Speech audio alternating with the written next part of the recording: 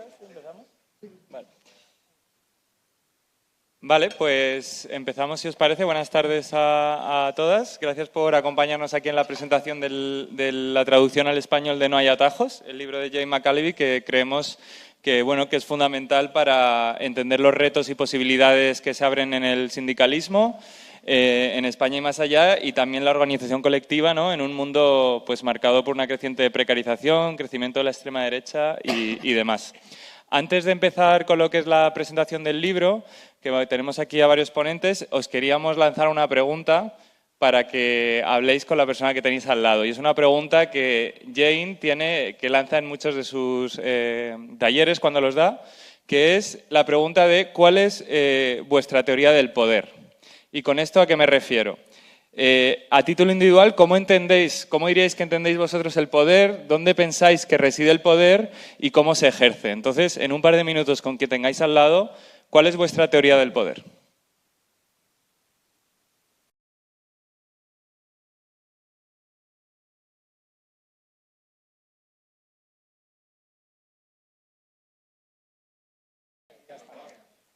Vale, pues si queréis volvemos ya, porque este es un debate que yo creo que puede dar para horas.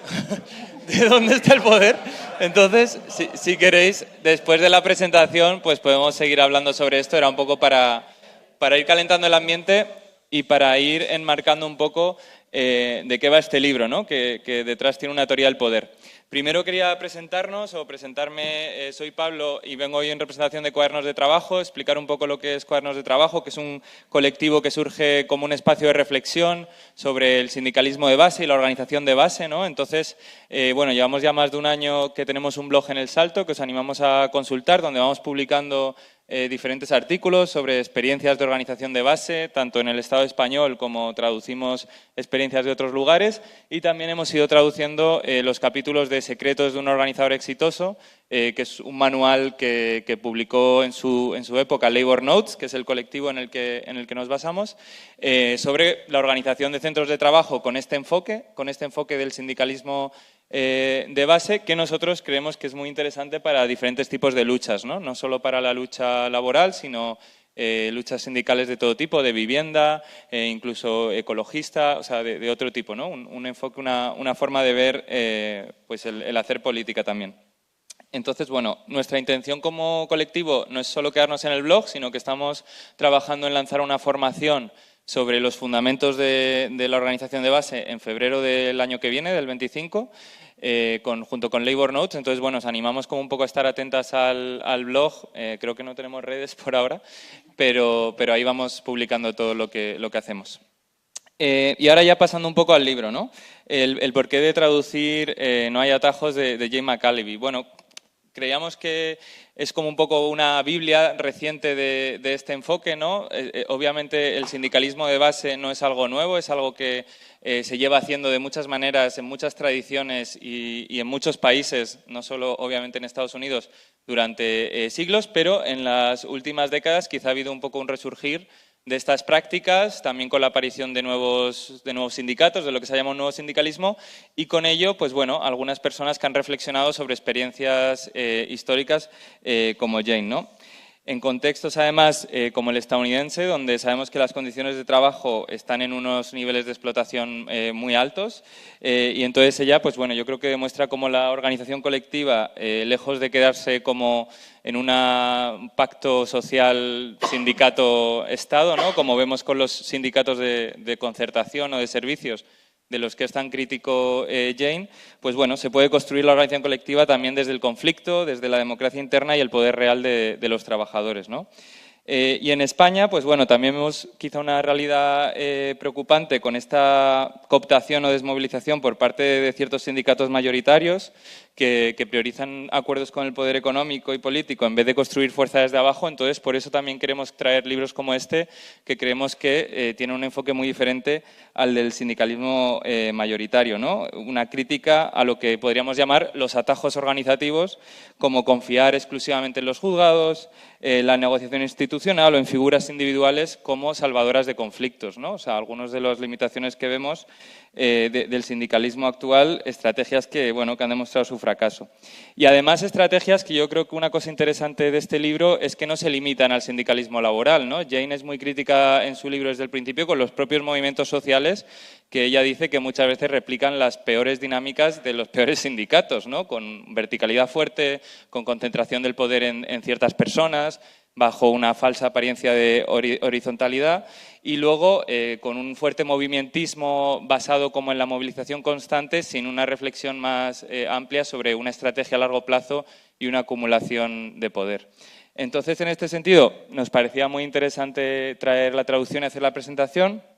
Y además creemos, como también yo creo que ejemplifica Jane, uno de los capítulos, de hecho, es sobre una experiencia no directamente de un sindicato laboral, que no todo se reduce al ámbito laboral, ¿no? O sea, que realmente el movimiento de vivienda, el feminismo, luchas antirracistas o el ecologismo son ejemplos también de cómo la organización comunitaria puede trascender de lo laboral y creemos que estos enfoques pueden ir más allá de lo laboral y deben hacerlo, ¿no? Ahí hay toda una idea de el trabajador whole worker approach, que ahora hablaremos en el debate. Entonces, bueno, con el libro de No hay atajos como punto de partida, pues queremos invitaros hoy un poco a eso, a reflexionar sobre qué sindicalismo necesitamos en nuestros centros de trabajo, pero también en nuestros barrios y en nuestras vidas, ¿no? Entonces, voy a presentar un poco a las personas que me acompañan hoy y la idea es que voy a lanzaros como 3 bloques de preguntas y tendréis como 5 minutos para responder cada una. Si queréis comentar luego lo que ha dicho el otro, también podemos. Entonces, por un lado tenemos a Jaime Caro, que es el traductor del libro y doctor en Historia del Socialismo Estadounidense. A Ana Merino, que es miembro del sindicato TERE, Trabajadores en Red, del Hospital Público de La Paz. Y a Valeria Racud, miembro del Sindicato de Inquilinas de Madrid, ¿no? Entonces, hemos traído tanto a la persona que lo ha traducido y que conoce mucho el contexto estadounidense, como a las personas que están en las luchas intentando traer este enfoque o aplicarlo, ¿no?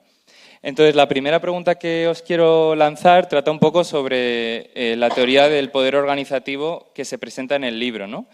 En la que dice que el poder se origina de la capacidad propia de la gente corriente de sostener disrupciones masivas del orden establecido. Y que no se trata solo o únicamente de si la gente se involucra en un movimiento o en un sindicato, sino cómo se involucra, por qué se involucra y dónde lo hace, ¿no?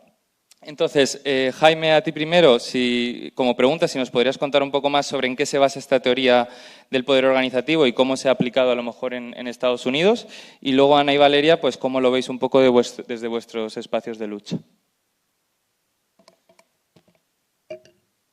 Muchas gracias, Pablo, por la presentación y muchas gracias a todas vosotras por estar aquí para ver este libro que creo que es bastante interesante y que creo, sin lugar a dudas, que como ha cambiado el sindicalismo en Estados Unidos, cambiará el sindicalismo en el Estado español. También, primero de todo, hay que mencionar que esta mañana han desalojado la Atalaya, así que solidaridad con todas las compañeras que hacían de ese centro social un pulmón desmercantilizado del barrio, así que solidaridad, y porque ahora mismo también están precisamente en la convocatoria que se ha hecho en defensa. Vale. La teoría de poder de Jane puede parecer como muy inocente y muy lógica al mismo tiempo, pero al fin y al cabo la teoría de poder de Jane es que cuando tú traes a muchísima gente a un lugar común y se organiza entre ellos, eso significa poder ya de por sí. Es decir, al fin y al cabo, lo que viene a decir Jane es que el poder de los comunes nace únicamente y exclusivamente porque se unen con ciertos objetivos. El mayor desafío que se tiene desde el sindicalismo es cómo se une, para qué se une y con qué objetivos. Estos objetivos siempre tienen que tener como una escalada. Vale. Tienen que ser como una escala, no puede ser únicamente un objetivo. Por ejemplo, el problema que tiene el sindicalismo de concertación es que únicamente unen a un particular grupo de personas únicamente para luchar por una cosa muy específica y para negociarlo. Eso es poder al fin y al cabo, porque tú estás en una mesa de negociación con trabajadores detrás que supuestamente te están apoyando.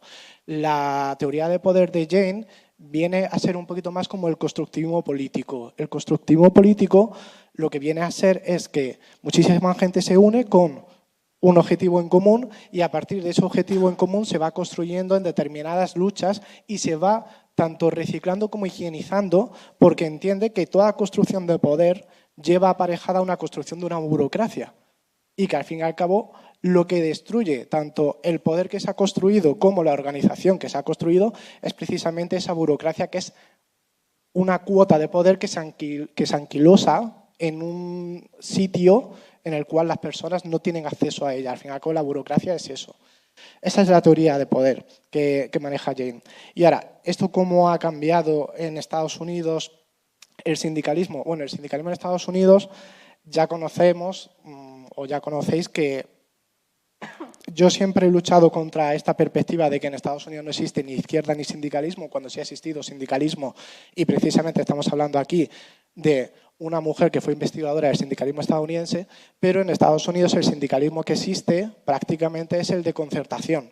Es decir, únicamente son pequeños lobbies de trabajadores que cada 5 años se reúnen para mejorar un convenio colectivo o ni siquiera mejorarlo, porque de hecho Jane pone muchos ejemplos al principio del libro en el cual hay trabajadores no sindicalizados en sectores de servicios que reciben mejores salarios que los que están supuestamente sindicalizados, para que veáis cómo funciona el sindicalismo en Estados Unidos. Entonces, hay dos vertientes aquí que nos sirve para ver el libro de Jane. Habría una vertiente que sería cómo higienizar una burocracia, un sindicalismo ya existente y cómo construir un sindicato nuevo a partir de la teoría de poder. Aquí la diferencia sería, en ejemplos estadounidenses, si me lo permitís, sería lo que se ha hecho con el sindicato Auto Workers, que es el sindicato del motor estadounidense, que era el sindicato, yo podría decir casi que yo creo que es el sindicato más amarillo que ha existido en toda la historia casi internacional, porque al fin y al cabo en el 2008 este sindicato decidió directamente vender a todos sus trabajadores al Partido Demócrata. El Partido Demócrata, cuando rescató a la industria del motor, lo que pidió era que hubiese una congelación salarial de casi 20 años y un recorte salarial y de derechos y de trabajadores, es decir, se recortó la plantilla, y este sindicato firmó ese acuerdo sin poner ninguna lucha, sin ninguna queja ni nada. Eso es ese sindicato en el 2008.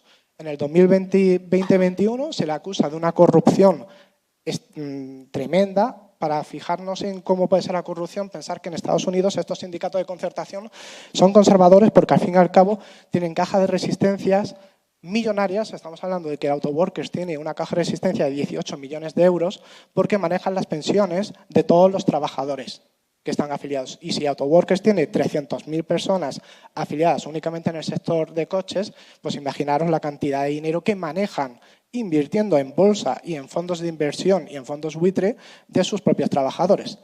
Entonces, aquí el gran cambio que se produce es en el 23, en el cual un caucus, ya sabéis que en Estados Unidos toda organización es un cascarón que puede tener hasta 14 o 15 organizaciones dentro que compiten entre sí. Hay un caucus, que es el caucus por la reforma del Auto Workers, que se pone detrás de un tipo que era electricista, que en el 2008 se quejó de ese pacto que se hizo con el Partido Demócrata y con la gran industria del motor, y lo que hicieron fue, con una teoría de poder que está en el libro de Jane, fue juntar a mucha gente con un claro objetivo, y era que, primero de todo, se tenía que reformar este sindicato, y este sindicato solamente se podía reformar bajo un cambio de liderazgo desde arriba, es decir, de abajo arriba se construía el poder y el liderazgo cambiaba de arriba abajo para higienizarlo todo. Se presentó a las elecciones sindicales Shawn Fain, el que es ahora mismo presidente, y se presentó con un programa que era bastante, que era bastante radical porque estaba construido desde abajo, que era que se quería acabar con todos los estragos que se había hecho con la crisis del 2008, con toda esa rendición del sindicato, y que lo que se quería era negociar un nuevo convenio, y que si ese convenio colectivo no se negociaba en los términos en que los trabajadores lo querían, lo que se tenía que hacer era una huelga, e ir a una huelga que era únicamente para ganar un convenio, pero para seguir construyendo sindicalización. Y luego el nuevo sindicalismo, al fin y al cabo, es gente pequeña, como se suele decir en Estados Unidos, es decir, un grupo de personas muy pequeño, muy reducido, de 4 personas, que se meten en determinados espacios de trabajo para sindicalizarlos, sabiendo que necesitan de una teoría de poder determinada, que ahora seguiré porque si no, no voy a dejar espacio, que se necesita de una teoría de poder y de un organizing muy determinado, porque al fin y al cabo son sectores en los que antes el sindicalismo no ha entrado y por lo tanto están casi infiltrados. Entonces, tenemos por ejemplo los casos del salting, que es prácticamente que tú envías a un sindicalista a una entrevista de trabajo para que la pase y sindicalice esa tienda, ese negocio. Tenemos, por ejemplo, el caso de Starbucks Workers United y el caso de Amazon Labor Union, que son personas que van directamente a sindicalizar estos espacios y lo que vienen es a ver dónde está el líder orgánico, el líder de esa comunidad de trabajadores, el que más ha protestado este último año, por así decirlo, por ejemplo, y ver a partir de él cómo se puede construir poder, cómo se puede construir y llamar más a la gente para que se una detrás de ese liderazgo para ver cómo mejorar su situación. Y ya aquí paso. Gracias. Es que si no me lío. No, es muy interesante, la verdad. Bueno, yo desde la perspectiva de la que os puedo hablar es laboral y sanitaria, ¿no? Bueno, mi nombre es Ana Merino, yo formo parte del Sindicato de Trabajadores TERE de La Paz y la experiencia que he tenido en este ámbito es que los sindicatos que conocemos actualmente, todos sabemos los sindicatos, no todo el mundo conoce los sindicatos, los clásicos, están en todos los hospitales, tienen beneficios y la percepción que tiene la gente en línea general de estos sindicatos es la que se están aprovechando, están utilizando recursos, etcétera, etcétera, etcétera. Entonces, en este contexto comenzamos o hemos vivido luchas, como podemos conocer la Marea Blanca, que todos nos suena, ¿no? Grandes momentos en los que había un objetivo muy claro y común en todos los sanitarios y nos hemos enfrentado a él. Y ahora vivimos pues, como una época o una ola baja, por decirlo, en el que nos encontramos con que tenemos multitud de sindicatos, cada uno referenciado a una clase de trabajador dentro del mundo sanitario, desde los sanitarios, no sanitarios, y luego tenemos médicos, tenemos enfermeros, tenemos... Entonces, ¿esto qué es lo que ha hecho la impresión que yo tengo y en relación a No hay atajos? Es que ese poder que construimos desde la base de los trabajadores, ¿no? Que al final es que somos la mayoría, está completamente diluido en las necesidades particulares que tiene cada uno de los trabajadores o que percibe que cada trabajador tiene. Es decir, nosotros dentro de la sanidad entendemos que los médicos no van a necesitar lo mismo que las señoras de la limpieza, ¿no? Entonces, yo creo que esto también esto se alimenta de ese sesgo individualista que tenemos, de entender que nuestros problemas son únicos y diferentes de los demás. Y esto yo creo que es lo que ha hecho que ese poder que podríamos acumular, yendo todos a una, por decirlo de alguna manera, esté tan absolutamente diluido. Desde La Paz, pues este proyecto empezó hace 2 años, 3, quizás algo más. Hemos intentado, a través pues eso, de las enseñanzas de Jane, de los compañeros de Labour Notes, llevar a cabo un enfoque completamente distinto que nos permita esa acumulación de poder de la que hablabas tú, Jaime, que es de las bases, ¿no? Es decir, los trabajadores individuales unidos tienen el poder de generar un contrapeso frente a las amenazas, ¿no? Que pueda darnos, en nuestro caso, las direcciones de los hospitales, la Consejería de Sanidad, etcétera. Y es el enfoque que estamos aplicando ahora mismo. Obviamente, el enfoque laboral yo creo que es muy distinto al que tenéis, por ejemplo, en vivienda, porque creo que los trabajadores tenemos una serie de necesidades que son mucho más comunes que lo que pueda ser en vivienda. Todo es posible. Todo es posible. No, estamos de acuerdo en que todo es posible. Si le echamos ganas, sacamos algo. Pero no, sí, bueno, yo soy Valeria, ¿no? Vengo del Sindicato de Inquilinas de Madrid.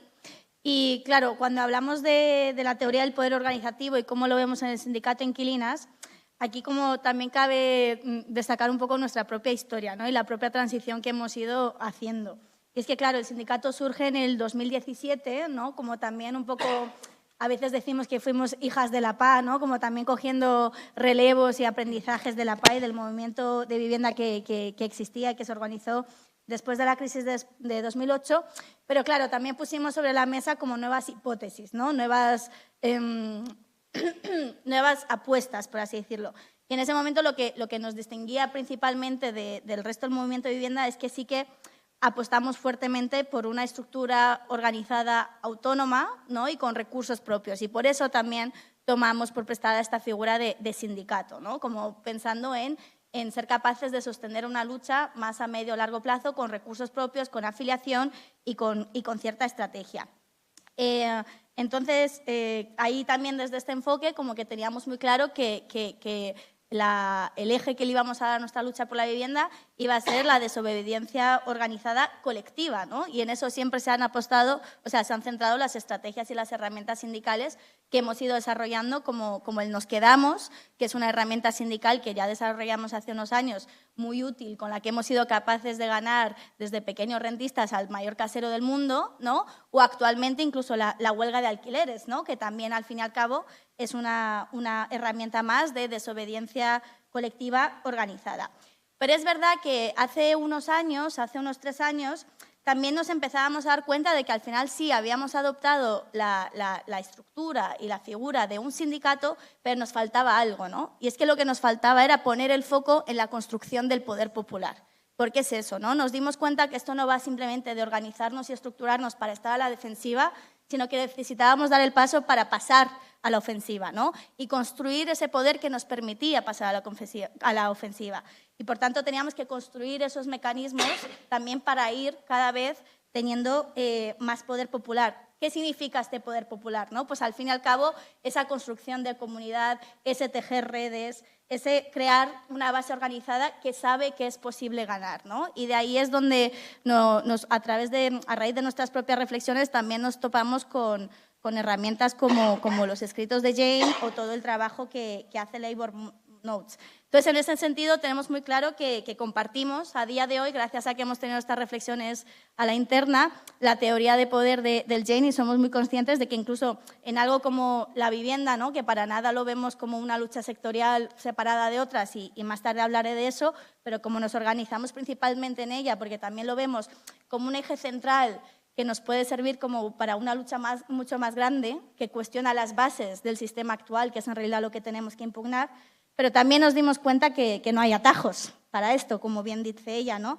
Entonces nos empezamos a plantear también mucho justo esa pregunta que decías tú al principio, Pablo, de cuando nos organizamos, cómo lo hacemos, quién lo hace y por qué lo hacemos y dónde lo hacemos, ¿no? Entonces empezamos como a analizar mucho más nuestras formas de organizarnos, quién realmente estaba organizada en el sindicato, ¿no? Ahí es donde hicimos nuestras propias críticas a qué significa ser un movimiento social, ¿no? Y incluso esas dinámicas que veníamos reproduciendo de la distinción entre militante y afectada, ¿no? O sea, la persona pues muchas veces pues educada con mucha educación política que viene a dar su todo, y luego la gente a la que se ayuda desde el movimiento social y demás, ¿no? Entonces hemos puesto mucha cabeza en intentar romper ese binomio y construir un nuevo binomio que es justo ese, el de... Me he puesto un reloj y vale, me queda un minuto, romper ese binomio afectada-militante y apostar por esa nueva identidad a crear compartida, ¿no? De sindicalista, de afiliada a una organización política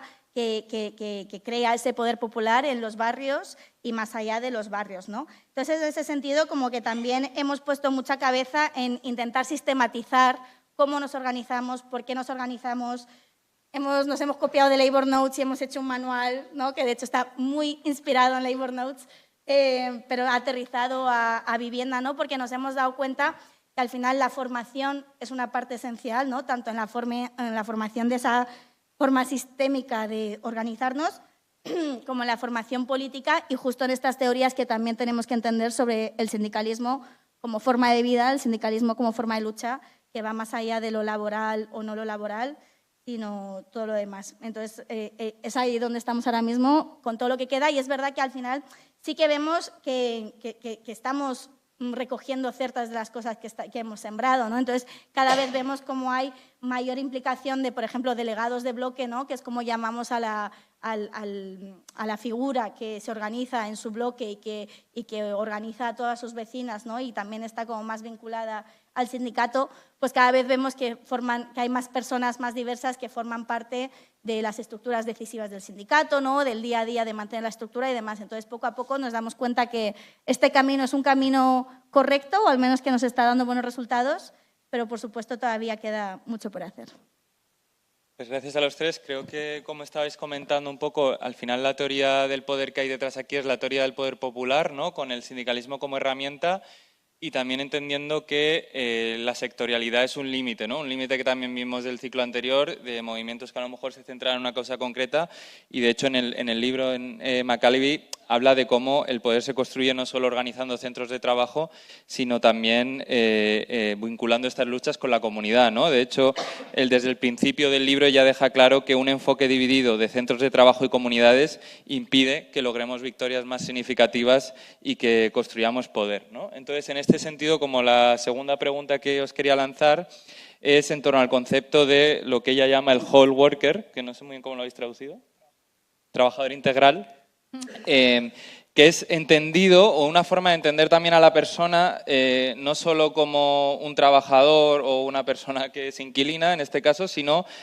una persona inserta en un entramado de relaciones sociales, ¿no? Tanto en su trabajo como en su comunidad.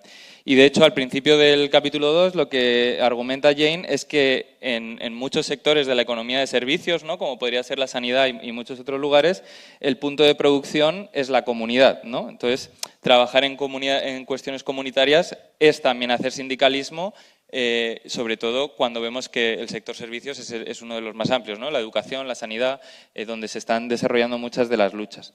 Entonces, en este sentido, pues para ti, Jaime, si nos podrías contar un poco más sobre en qué se basa este concepto de trabajador integral y algunos ejemplos también del contexto norteamericano, y luego, Ana y Valeria, pues cómo lo veis desde vuestros espacios de lucha. Yo, cuando estaba traduciendo el libro, me encontré con whole worker y no sabía cómo traducirlo. Y al final opté por trabajador integral, también porque vi que era como la imagen que te llega cuando dices trabajador integral, es la imagen que te llega, es la de un trabajador con absolutamente todas sus aristas. El whole worker lo que viene a decir es lo que has dicho tú, que al fin y al cabo el trabajador no es únicamente, precisamente como el capital o el capitalismo quiere que nos veamos, que es como una cosa que va a producir en las relaciones de producción y que por lo tanto son casi como números. El whole worker viene a decir que el trabajador es mucho más que eso, y también me parece que incluso discursivamente no se ha explotado del todo bien, porque decir que el trabajador es más allá del trabajo nos permite también avanzar hacia un horizonte más poslaborista, que es a lo que deberíamos de intentar llegar, ¿vale? Pero sí, el trabajador integral. Esto viene de una forma de organizar de los comunistas de los años 30 en Estados Unidos, que algunos comunistas de los años 30 en Estados Unidos vendieron casi todo el movimiento obrero, pero mientras lo vendían hicieron un organizing bastante bueno, hay que decirlo todo. Esto viene, por ejemplo, de la huelga de Flint de 1936, del sindicato Auto Workers, de cuando el sindicato del motor era bueno, que este sindicato quería precisamente luchar por mejores salarios y se encontró con un problema que había siempre en el sindicalismo estadounidense, y era que todas las huelgas se hacían fuera del centro de producción. Entonces, al hacerse fuera del centro de producción, primero de todo, te podían contratar a strike breakers, que no sé cómo, a rompehuelgas, te podían contratar a rompehuelgas que te rompían la huelga y directamente allí, como el derecho laboral no existe, te despiden y ya está. Y también había un problema, y es que si tú sacas al trabajador de su centro de producción en mitad de una ofensiva que quiera hacer el trabajador, al fin y al cabo lo que estás diciendo es que él no pertenece a ese centro de producción.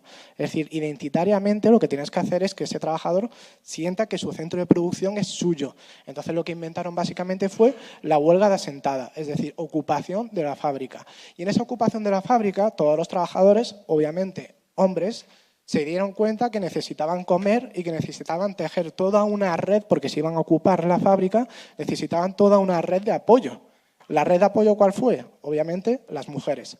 Entonces aquí empieza el concepto de whole workers, de decir, oye, un momento, que si paramos la producción, es que no solamente se para la producción de una fábrica, es que estamos parando todo lo que es la vida cotidiana de una comunidad entera o de un pueblo. Pensad que en Estados Unidos muchísimas veces surgen determinados pueblos alrededor de fábricas. Entonces, si esa fábrica se está parando y las mujeres tienen que parar su mundo también para poder ir a dar de comer a los obreros, que obviamente aquí el componente de género no hace falta ni que lo trate porque todas estáis asintiendo, se dieron cuenta precisamente estos organizadores que quizás para que se ganen las huelgas, lo que hay que hacer es que los trabajadores se ponen en huelga, pero también la comunidad política o la comunidad que hay ahí, también política, religiosa y de barrio. Es decir, una huelga exitosa es la huelga que afecta a la vida de todo un barrio, que crea comunidad, al fin y al cabo.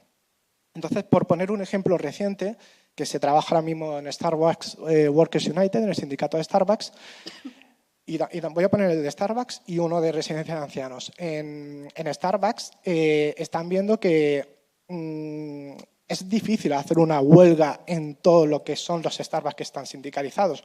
Primero de todo porque es un sindicato nacional que tiene más de 50.000 afiliados y luego porque todas las tienditas de Starbucks están muy dispersas en todo lo que es la geografía estadounidense. Pero lo que se han inventado es una manera de atraer a los clientes a las propias huelgas. Es decir, ellos pueden hacer huelga, pero también están insistiendo en que los clientes en su comunidad pueden hacer huelga. ¿Cómo hacen los clientes huelga en su comunidad? Directamente yendo a la tienda, pero no a consumir. Y así es como, al fin y al cabo, estás implicando a esa comunidad. Esto explotó sobre todo en Nueva York cuando se decidió por Starbucks cerrar una de las tiendas y, al fin y al cabo, lo que salió a protestar fueron los clientes de esa tienda junto a los trabajadores. No fue exitoso, el cierre se produjo, pero al fin y al cabo lo que vemos es que se está creando identidad en el propio barrio de Nueva York, que es difícil crear identidad.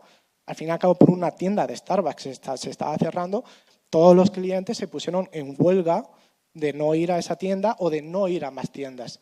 Luego, con la residencia de cuidados de ancianos, en Estados Unidos es un sector que está al alza y a la vez es el que tiene el peor sindicalismo de todos porque es el concertado.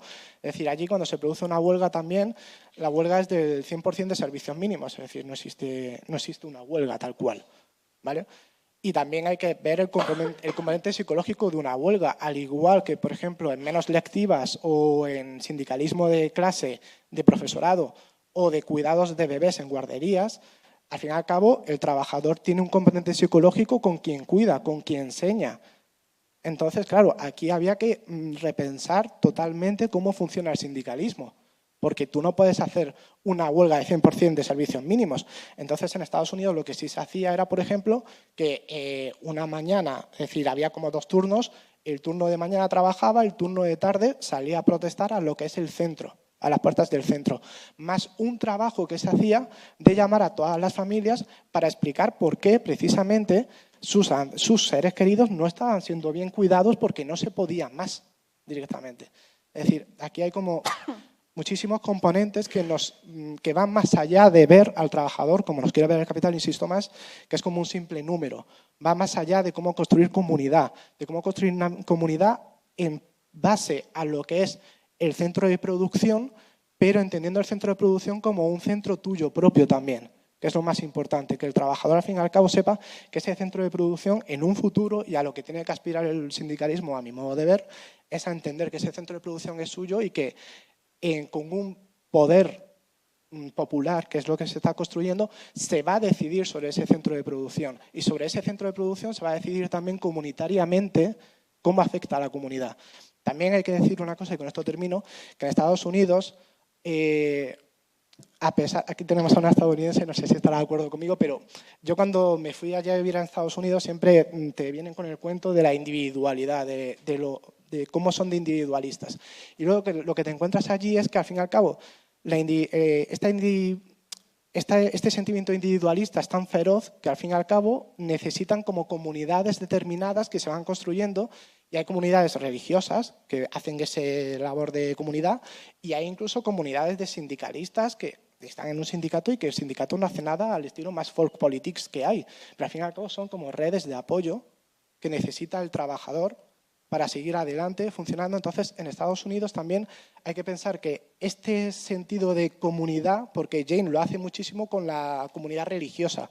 Al fin y al cabo, en Estados Unidos, la religión, que es muy importante, casi todo el mundo se considera religioso, de distintas fes, pero Jane aquí, cuando leáis el libro, vais a ver que obviamente está en su experiencia estadounidense. La comunidad es la religiosidad. Eso cuando se lea en España se puede ver de distintas maneras. No tiene que ser la comunidad religiosa, puede ser la comunidad de tu sindicato de inquilinas, puede ser la comunidad de una asociación ecologista en la que estás militando, puede ser la comunidad del AMPA, pueden ser muchísimas comunidades. Lo que pasa es que Jane, en este caso, se centra muchísimo como en la comunidad religiosa. Bueno, pues respecto a este concepto del whole worker, el trabajador integral, nosotros hubo una temporada que lo llamamos trabajador holístico, que suena bastante más hippie, pero trabajador holístico, desde la vista holística, ¿no? Muy hippie, ¿no? Trabajador integral me gusta más. Sí, suena muy chungo, la verdad. ¿Qué es lo que pasa? Nosotros cuando comenzamos con Tere, una de las cosas que nos dimos cuenta de lo primero fue que el gran éxito, ¿no?, que tiene, vamos a llamarlo el capitalismo, la sociedad, como queramos llamarlo, es esa compartimentalización de los trabajadores, ¿no? Tú en el trabajo eres trabajador y en tu casa eres perico, y en el trabajo soy un número y en mi casa pues soy fan del fútbol, soy parte del AMPA, etcétera. Entonces, claro, esto es tanto un éxito de los empleadores como una deficiencia que teníamos nosotros dentro del sindicato. El no entender que estamos trabajando con personas. Y esto suena, pues, de nuevo, muy hippie, trabajador holístico, pero es una realidad, porque esas personas generan redes de relaciones en las que subyace un poder potencial que es inmenso, porque lo que hemos visto a través de ensayo y error y a través de mucha investigación es que los grandes cambios que se han ido dando dentro de la sanidad, la mayor parte de ellos han nacido de sentimientos de solidaridad que surgen de las relaciones que hay dentro de las propias personas que están trabajando. Porque cuando hablamos de solidaridad, vamos a ser sinceros, es un tema muy abstracto. Hablamos antes de ese sesgo individualista, de esa percepción de mis problemas, de lo que a mí me ocurre. La solidaridad dentro de la clase, para el trabajador de a pie, es un tema absolutamente abstracto, pero lo que está ocurriendo con mis compañeros de trabajo en mi unidad no lo es. Entonces, dentro de los hospitales nos encontramos con un ecosistema que está muy atomizado. Tenemos nuestras unidades, tenemos además nuestros, y perdón por la expresión, estamentos, ¿no?, sanitarios, no sanitarios, médicos, enfermeros. Entonces, esto nos divide. ¿Qué es lo que ocurre? Que a pesar de todo eso, dentro de estos grupos tan atomizados, se crean relaciones, y en esas relaciones y en esos grupos aparece una figura que dentro del libro y que hemos estudiado con Labor Notes, etcétera, y creo que también es algo que vosotros habéis estado viendo, es líderes propios dentro de los grupos, ¿no? Gente que son respetados por sus compañeros, que ante los conflictos que surgen sin que haya una mediación previa por los sindicatos, pues tienen el respeto y tienen la capacidad de influenciar a sus compañeros, y eso es puramente sociológico, es puramente social, y en eso no intervenimos nosotros. Entonces, esta idea del trabajador integral nos hizo ver que nuestro papel como sindicato no era meternos dentro de estos grupos atómicos a ver cuáles eran sus problemas y liderar sus luchas, sino localizar quiénes eran estas personas, estos líderes que eran capaces de movilizar y de organizar a su gente, y darles las herramientas necesarias para que pudiesen llevar a cabo estos cambios. Por ejemplo, en el Hospital de la Paz es un ejemplo muy sencillo, pero, por ejemplo, muchos de los trabajadores no tienen las planillas, no saben lo que van a trabajar el mes siguiente. Entonces, pues a través de un mapeo que se hizo en el hospital, servicio a servicio, localizando las personas que tenían esta capacidad de influenciar a sus compañeros, se llevó a cabo una campaña que nos permitió, pues, al final, recoger un número de más de 3.000 firmas, creo que fueron, para poder presentarlas a la dirección y solicitar que se diesen las planillas a tiempo. Entonces, esto es un ejemplo muy pequeño de cómo es un problema colectivo que tenían todas las unidades y que las propias personas que estaban en esas unidades gestionaron. Y esto, además, nos ha hecho darnos cuenta de que tenemos que localizar a esas personas y formarlas, porque esas personas, a su vez, forman a otras personas, y nos ha permitido también llevar eso a las comunidades, porque, es decir, si yo soy una persona que dentro de mi trabajo, en las 7 horas que paso, me formo en cómo llevar a cabo, pues eso, una lucha por algo tan sencillo como tomar un acta en una reunión, o algo tan sencillo como ser capaz de reunirme con mi jefe y expresarle las demandas de mis compañeros, eso quiere decir que mañana, cuando esté pues con mi asociación de vecinos, voy a ser capaz de llevar esto a los organismos pertinentes. Voy a saber cómo llevar un acta cuando tenga que organizarme con mis vecinos, por ejemplo. Entonces, nos hemos dado cuenta de que todas estas cosas que hacemos dentro del hospital, de todo este poder que tienen los compañeros en sus relaciones entre sí, luego lo extrapolan fuera de sus casas y eso es fundamental. También es cierto que entender estos trabajadores de manera integral incluye que nos hemos encontrado con pues desafíos. Por ejemplo, la religión es uno de ellos. Dentro de los hospitales tenemos la mayor parte de la gente no refiere su religión como algo importante, pero sí, por ejemplo, su inclinación política. Y esto es algo que vemos una y otra vez. O el estatus económico. Esto es una realidad que los médicos, por ejemplo, no perciben que sus problemas sean los mismos que tienen las personas que se encargan de la limpieza, como comentábamos antes. Entonces, a la hora de conseguir unir a estas personas por un objetivo común, entender que ellos tienen su propia percepción de cómo funciona la sociedad y de cómo funcionan las cosas, no es una traba, pero es un desafío que estamos todavía intentando solucionar. Porque es verdad que en nuestros lugares de trabajo es uno de los sitios, yo creo que donde encontramos mayor amplitud en cuanto a caracteres y personas que podemos encontrar. Pues eso, desde de la limpieza, celador, el médico, el director del hospital. Entonces, es uno de los desafíos que tenemos que hacer frente cuando intentamos organizar a las personas. En los centros de trabajo y en los sitios en los que vives también muchas veces. Claro. Porque ¿dónde quedó eso de decidir dónde vives? No, ya no. Ya no. Entonces, cada vez más los lugares de vivienda también dejan de ser sitios autoselectos, ¿no? Y son grupos muy, muy diversos que también hay que organizar, ¿no? Entonces, cuando hablamos de este concepto de trabajador integral, claro, cuando lo analizamos o lo miramos desde el sindicalismo de vivienda, es que la lucha por la vivienda no existiría si no lo entendiéramos así, ¿no? O sea, justo consiste en eso, en entender que el conflicto político de nuestros tiempos ya no es el capital trabajo, es capital vida, ¿no? Es que realmente el capitalismo en sus fases más neoliberales ha perfeccionado maravillosamente el extraer riqueza, ¿no? Y empobrecerse, bueno, y enriquecerse cada vez a costa del resto de cada parte de nuestra vida, ¿no? Y aquí tenemos a gente que está en educación, estamos nosotras en vivienda, ¿no? O sea, estamos hablando de cuidados, hablamos de sanidad, hablamos de todo, ¿no? Entonces, claro, al final también es entender eso, que el conflicto no está solo en los sitios productivos, sino también en los sitios reproductivos, ¿no? Donde la vida se sostiene todos los días y ahí la vivienda juega un rol esencial. Entonces, está claro que es eso, que cuando organizamos el conflicto de la vivienda como eje vehicular para otras muchas luchas, como que tenemos muy claro eso, ¿no? Que no tiene sentido organizarse solo en vivienda. Y para nosotras eso en el sindicato de inquilinas ahora lo tenemos muy claro y hemos intentado adoptar diferentes estrategias para hacerle frente. En parte también por esto que decías, Jaime, tú, ¿no? De que una huelga o una herramienta de lucha solo es verdaderamente potente e impactante si realmente afecta a la vida y afecta a su barrio y redistribuye el poder y rompe las estructuras del día a día, ¿no? Y esto lo hemos visto mucho con las huelgas feministas en el Estado español, lo vemos actualmente con las huelgas de consumo y los boicots, ¿no? en la cuestión del genocidio palestino.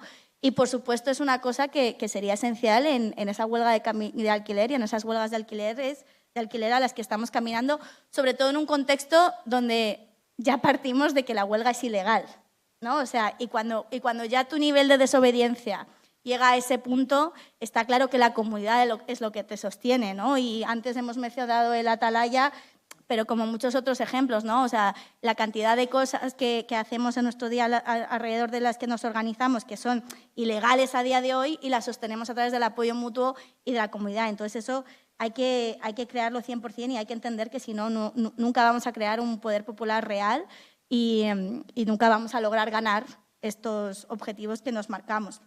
Entonces, sí, conectar luchas es esencial, ver a esa persona integral es esencial también, ¿no? Pero también tenemos que tener muy presente que partimos de un punto muy complicado.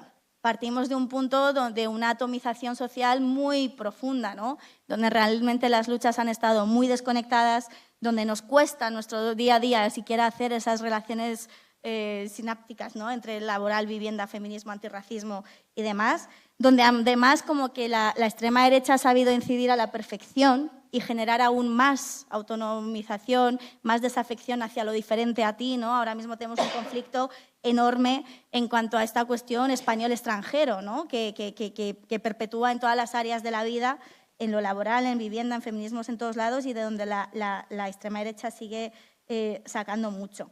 Entonces, ante esto, ¿qué estamos intentando hacer en el Sindicato de Inquilinas y cuáles son las apuestas a las que nos enfrentamos y que ya hemos empezado a poner en marcha? Por un lado, la territorialización, ¿no? Y aquí volviendo un poco a nuestro propio recorrido y a nuestros propios cambios como organización, como sindicato, es que, claro, nosotras cuando nacimos en el 2017, nacimos también con una hipótesis diferente a las que se venían teniendo en el movimiento de vivienda, que eran como asambleas barriales más pequeñas, ¿no? Y apostamos por tener una organización a nivel regional. Y eso nos dio mucha potencia, porque realmente fuimos capaces de, por ejemplo, antes mencionaba que ganamos al mayor casero del mundo, justo porque fuimos capaces de conectar a gente en Torrejón de Ardoz, en Getafe, en Vallecas, en Madrid, en lo que fuera, ¿no? Y era porque teníamos ese enfoque regional, que nos dio mucha potencia para algunas cosas, pero luego al tiempo nos dimos cuenta de que también nos quitaba mucha potencia. ¿Por qué? Porque la lucha se da en tus calles, en tus barrios. Ahí es donde más fácil es conectar las diferentes luchas, ¿no? Entonces, desde hace ya casi un par de años hemos apostado mucho por la territorialización, ¿no? Y desde esta estructura compartida y estas hipótesis compartidas y estas métodos, formas de hacer compartidas y horizontes y objetivos compartidos, territorializarnos en diferentes barrios de Madrid y ahí darle mucho más sentido a nuestra lucha sindical y a todas las luchas, ¿no? Entonces, a día de hoy ya tenemos 5 nodos en funcionamiento y un par más en camino, y hemos visto que es justo ahí donde la base realmente existe, ¿no? O sea, es en los barrios y es en las asambleas territoriales y también en los bloques en lucha, al fin y al cabo, ¿no? Nuestra apuesta por los bloques en lucha es justo eso, el organizar un bloque entero. De primeras, estratégicamente elegimos los bloques de propiedad vertical, ¿no? Donde todo el mundo comparte un mismo casero, pero también le estamos dando muchas vueltas a cómo organizar un bloque con propiedad múltiple, ¿no? Porque ahí también hay luchas compartidas, desde la pobreza energética, desde feminismos, antirracismos y otras formas, ¿no? Entonces, eso también es importante, como nuestros bloques en lucha, hacer justo esto de lo que hablaba Ana, de también entender quiénes son las personas con las que compartimos vida. Los delegados de bloque y la gente organizada, una de las primeras tareas que tiene es la de mapear su propio bloque, ¿no?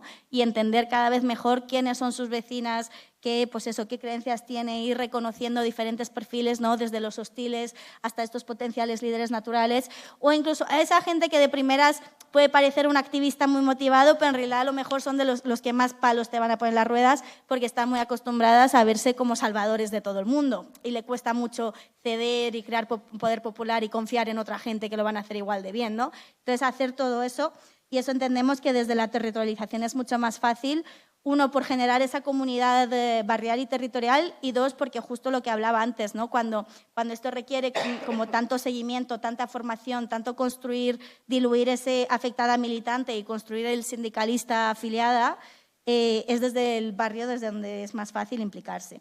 Y la otra gran línea de trabajo estratégica que tenemos en esto es la confederación de las luchas, ¿no? Que aquí estáis compañeras de CGT, de CNT, no sé si alguien de ecologistas, bueno, estamos en ecologistas, y bueno, también con sindicatos con el sindicato de manteros, como que hemos apostado mucho por también ir caminando poco a poco a empezar a desgranar cómo podría ser esa confederación de las luchas, ¿no? Está claro que tenemos que unirlas más, pero también aplicando el enfoque del poder popular tenemos muy claro que no queremos crear una confederación de luchas desde arriba, donde de repente hacemos un conjunto de siglas y decimos, ¡hala!, pues ahora todas estamos a las mismas, sino justo explorar cómo es ir construyendo desde la base y cómo es confederar nuestras luchas desde la base, ¿no? Entonces, en ese sentido, en el sindicato, más allá de hacer este como grupo de trabajo conjunto con otras organizaciones en las que, bueno, pues estamos planificando encuentros, formaciones y debates, también ya hemos creado a la interna como grupos de trabajo propios del sindicato que vinculen más nuestro sindicalismo de vivienda, nuestra forma de hacer con estas luchas, ¿no? Pues tenemos un grupo de ecosindicalismo que está poniendo mucho el foco en la gentrificación verde, en la pobreza energética, en los refugios climáticos en una ciudad como Madrid y demás. Un grupo de trabajo antirracista que también está empujando al sindicato a explorar nuevas herramientas sindicales que se nos hacen más incómodas porque están fuera de lo conocido, ¿no? Pero que es realmente lo que atraviesa la realidad de la gente migrante racializada, que es como que se hace ante un subarriendo, que se hace ante un hacinamiento, que se hace ante una falta de empadronamiento y demás, ¿no? Y luego, por supuesto, con lo laboral, estamos muy conectadas con los feminismos, eso está claro, eso ya venía de antes. Y con lo laboral también, claro, nos hemos ido dando cuenta poco a poco que muchas veces algunos de los delegados de bloque más activos o de la gente más con más inercia para organizarse en la vivienda y en responder ante el rentismo, es también gente que está afiliada a un sindicato laboral, ¿no? Que es algo como poco común. En general, el sindicalismo laboral también ha estado de capa caída, pero vemos que ahí hay esa conexión, ¿no? Entonces, también estamos trabajando con sindicatos laborales afines y cercanos para incluso también hacer ese mapeo y entender nuestras propias afiliadas que tienen, ¿no? Y cómo se combina esa estructura de propiedad y con la situación laboral y qué posibles conflictos están por abrir ahí. Pero está claro que al conflicto capital-vida solo se le puede luchar desde un enfoque integral.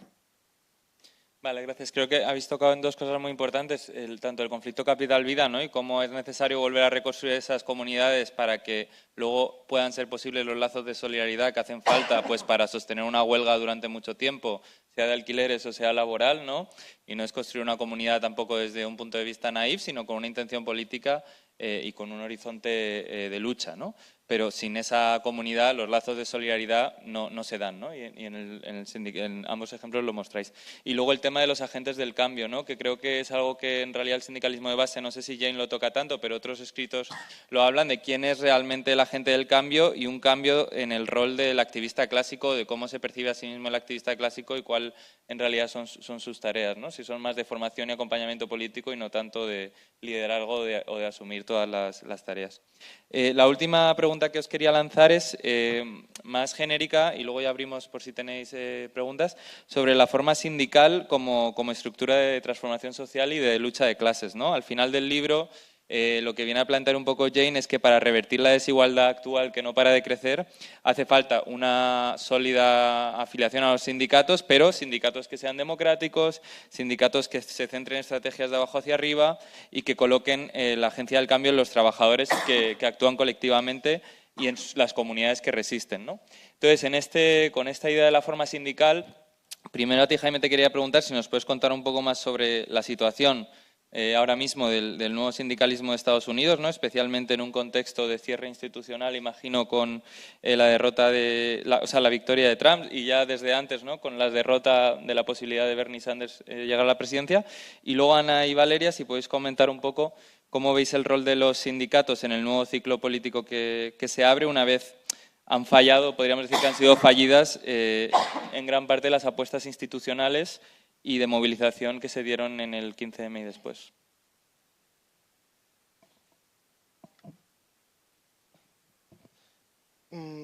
Lo primero de todo es que en la izquierda estadounidense lo de cierre institucional es una cosa que casi que no se entiende. Es decir, en Estados Unidos, por cómo se ha desarrollado la lucha capital-trabajo y cómo se ha desarrollado la izquierda en Estados Unidos, no entienden que eso de cierre institucional. Para ellos la institución siempre es una herramienta que siempre hay que usar. Tanto te lo puedo decir desde el anarcosindicalismo, y con anarcosindicalismo digo anarquistas que lloran cuando se muere una jueza del Tribunal Supremo progresista, es decir, hasta ese punto he conocido yo, hasta los más socialdemócratas que de verdad quieren meterse en las instituciones porque piensan que desde las instituciones puede haber un cambio real en lo que se refiere a la fisonomía de las relaciones laborales y del capitalismo en sí. Es decir, el cierre institucional en Estados Unidos no existe tal cual, siempre es una herramienta y siempre pasarán de una persona a otra. En el 16 fue Bernie Sanders, en el 20 fue Bernie Sanders, en el 24 va a ser Alexandria Ocasio-Cortez porque se van a poner todos detrás, seguramente.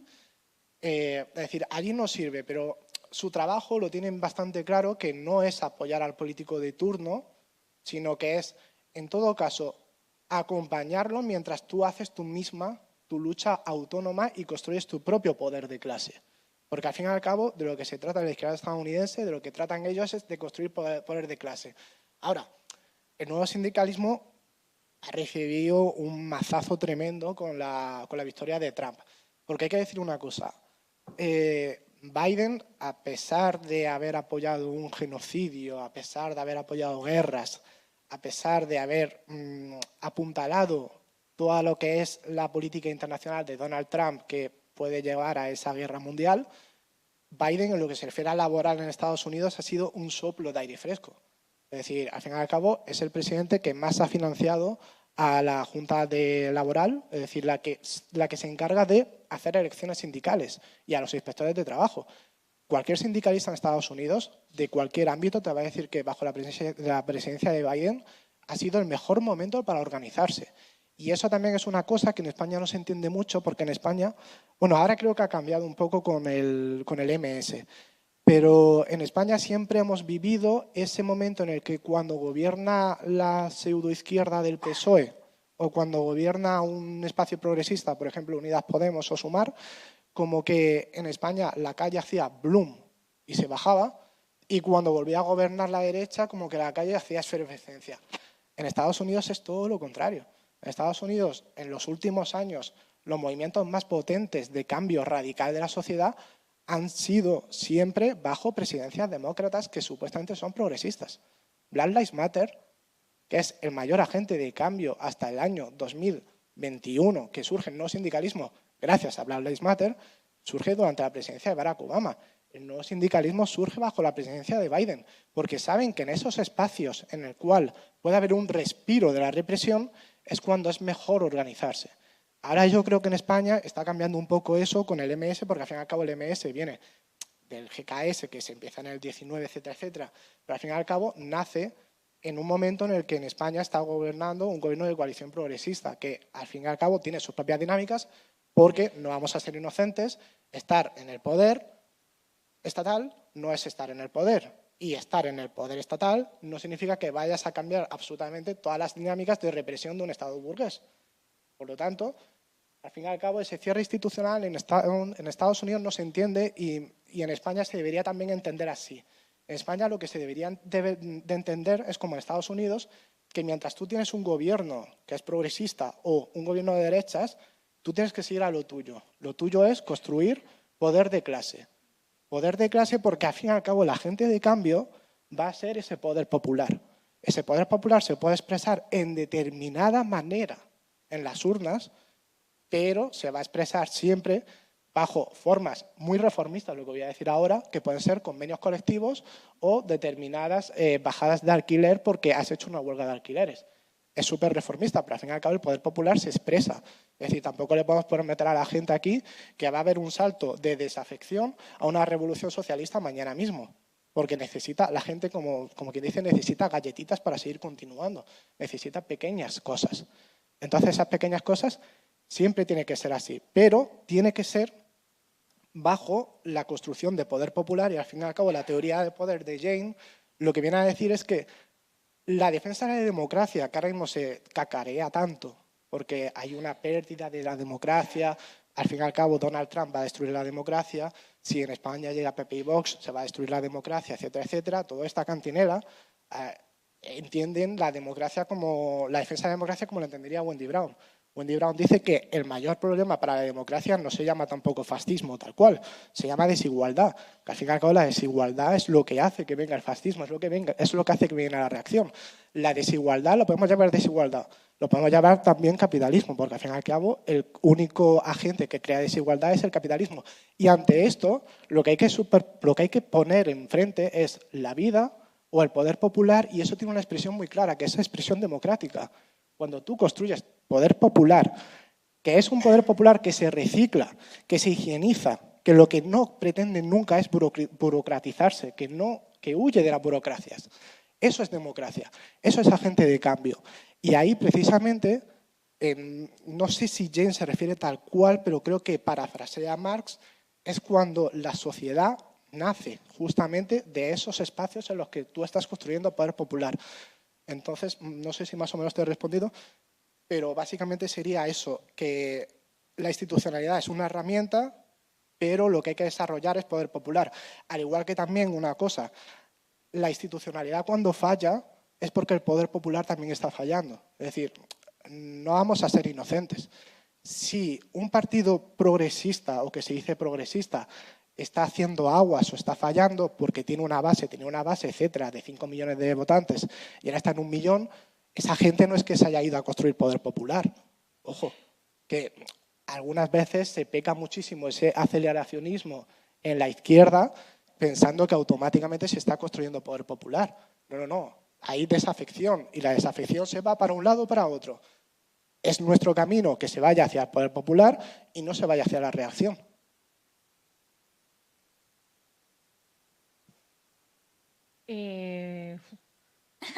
Lo siento. No, de verdad es que te estaba escuchando lo que estabas diciendo y la reflexión es compleja porque es lo que dices al final, cuando el poder popular falla, las instituciones fallan y es una realidad que es como un jarro de agua fría, no hay otra forma de describirlo.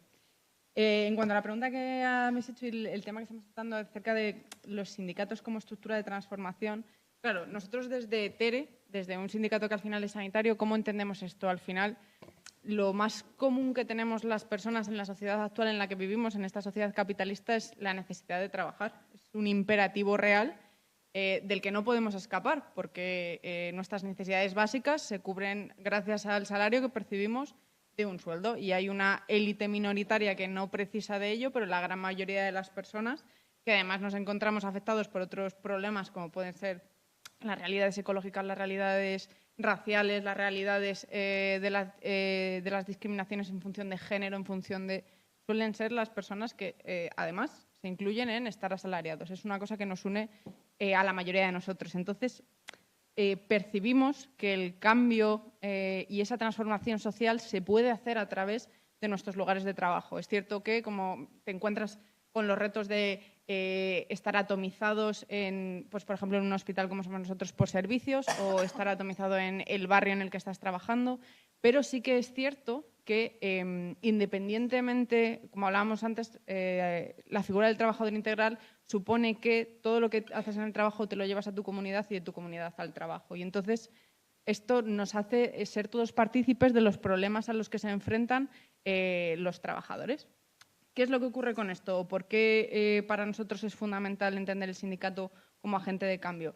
Si todos nosotros tenemos que pasar 7 horas, 8 horas de nuestros días, como hablábamos antes, en el trabajo, esto es una escuela maravillosa para poder llevar todo lo que aprendamos a nuestras comunidades y además es un lugar donde podemos acceder a grupos de gente que no están de por sí ya formadas políticamente en cosas como, por ejemplo, hablábamos del feminismo, como comentabas antes. Y nos encontramos con que líderes entre las personas del sindicato de inquilinos también participan de sindicatos laborales, también están involucradas en luchas feministas, etcétera. ¿Qué es lo que ocurre? Que también nos hemos dado cuenta que tenemos un problema de hipermilitancia.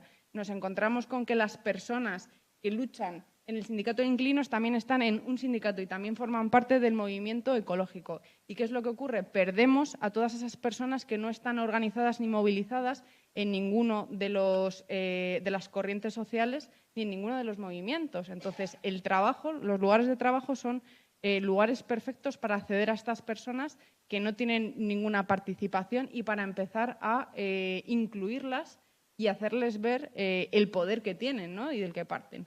Además de ello, para nosotros, los trabajadores tenemos un gran poder, que es la huelga. La huelga es un elemento disruptor, como hablábamos antes. Hay formas de llegar a la huelga. Los sindicatos, las leyes sindicales nos permiten apoyar a los trabajadores en procesos de huelga y las huelgas se pueden trabajar. Y esos parones que hablábamos, esas disrupciones de la sociedad, se pueden hacer perfectamente desde los lugares de trabajo. ¿Por qué es especialmente interesante la sanidad, por ejemplo?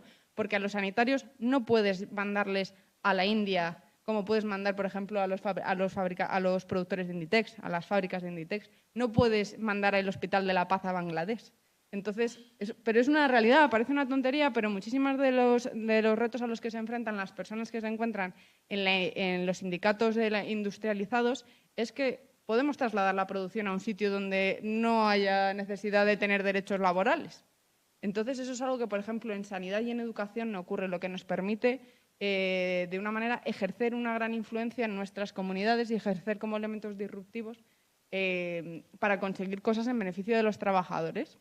Entonces, creemos que eso es fundamental. Y además, nos parece que el ámbito laboral es un excelente gimnasio para todos los otros movimientos sociales, porque todas las luchas que se dan en el ámbito laboral enseñan una cosa muy clara, que es que siempre hay consecuencias a todas las acciones. Es decir, enfrentarse a un jefe puede tener desde consecuencias como represalias dentro del trabajo hasta despidos, que eso supone para las personas la pérdida de su sustento y, por lo tanto, empobrecimiento, dificultades para, por ejemplo, pagar los alquileres, etcétera, etcétera, etcétera. Entonces, creemos que es una piedra angular a la hora de enfrentarnos a todo tipo de conflictos.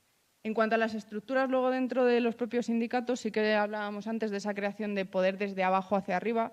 Vivimos en una realidad donde los sindicatos están absolutamente burocratizados y eso es un problema porque ha generado también una pérdida de confianza en las personas que se afilian. Cada vez hay menos personas que ni siquiera entienden cuál es el poder de la afiliación, no entienden que es una caja de resistencia, no entienden o entienden que el sindicato es simplemente pues eso, un servicio que te ofrecen para que puedas tener un abogado en caso de que tengas un conflicto individual o pues eso, que puedas tener una fábrica, un lugar donde acceder a cursos que te hacen falta para mejorar en tu profesión, y no entienden el sindicato como esa asociación de trabajadores que lo que hace es defender los derechos colectivos. Por eso para nosotros desde TRE también ha sido fundamental el generar una estructura que permita a la gente tener poder desde las bases y también hacer frente a este conflicto que no sé si habéis oído alguna vez hablar de esta teoría de la tiranía de la falta de estructuras, lo que ocurre cuando los grupos sociales no tienen ningún tipo de estructura democrática y por lo tanto se generan pues caucus de personas muy fuertes que toman las decisiones por todos los demás y entonces tenemos pues los curritos que hacen el trabajo y las personas que deciden. Entonces, frente a eso, para nosotros ha sido también fundamental el generar un espacio, lo que decías, democrático, que permita a la gente ejercer la democracia a pequeña escala en sus propias organizaciones y que luego todo esto lo puedan trasladar pues, a su vida social, política y comunitaria.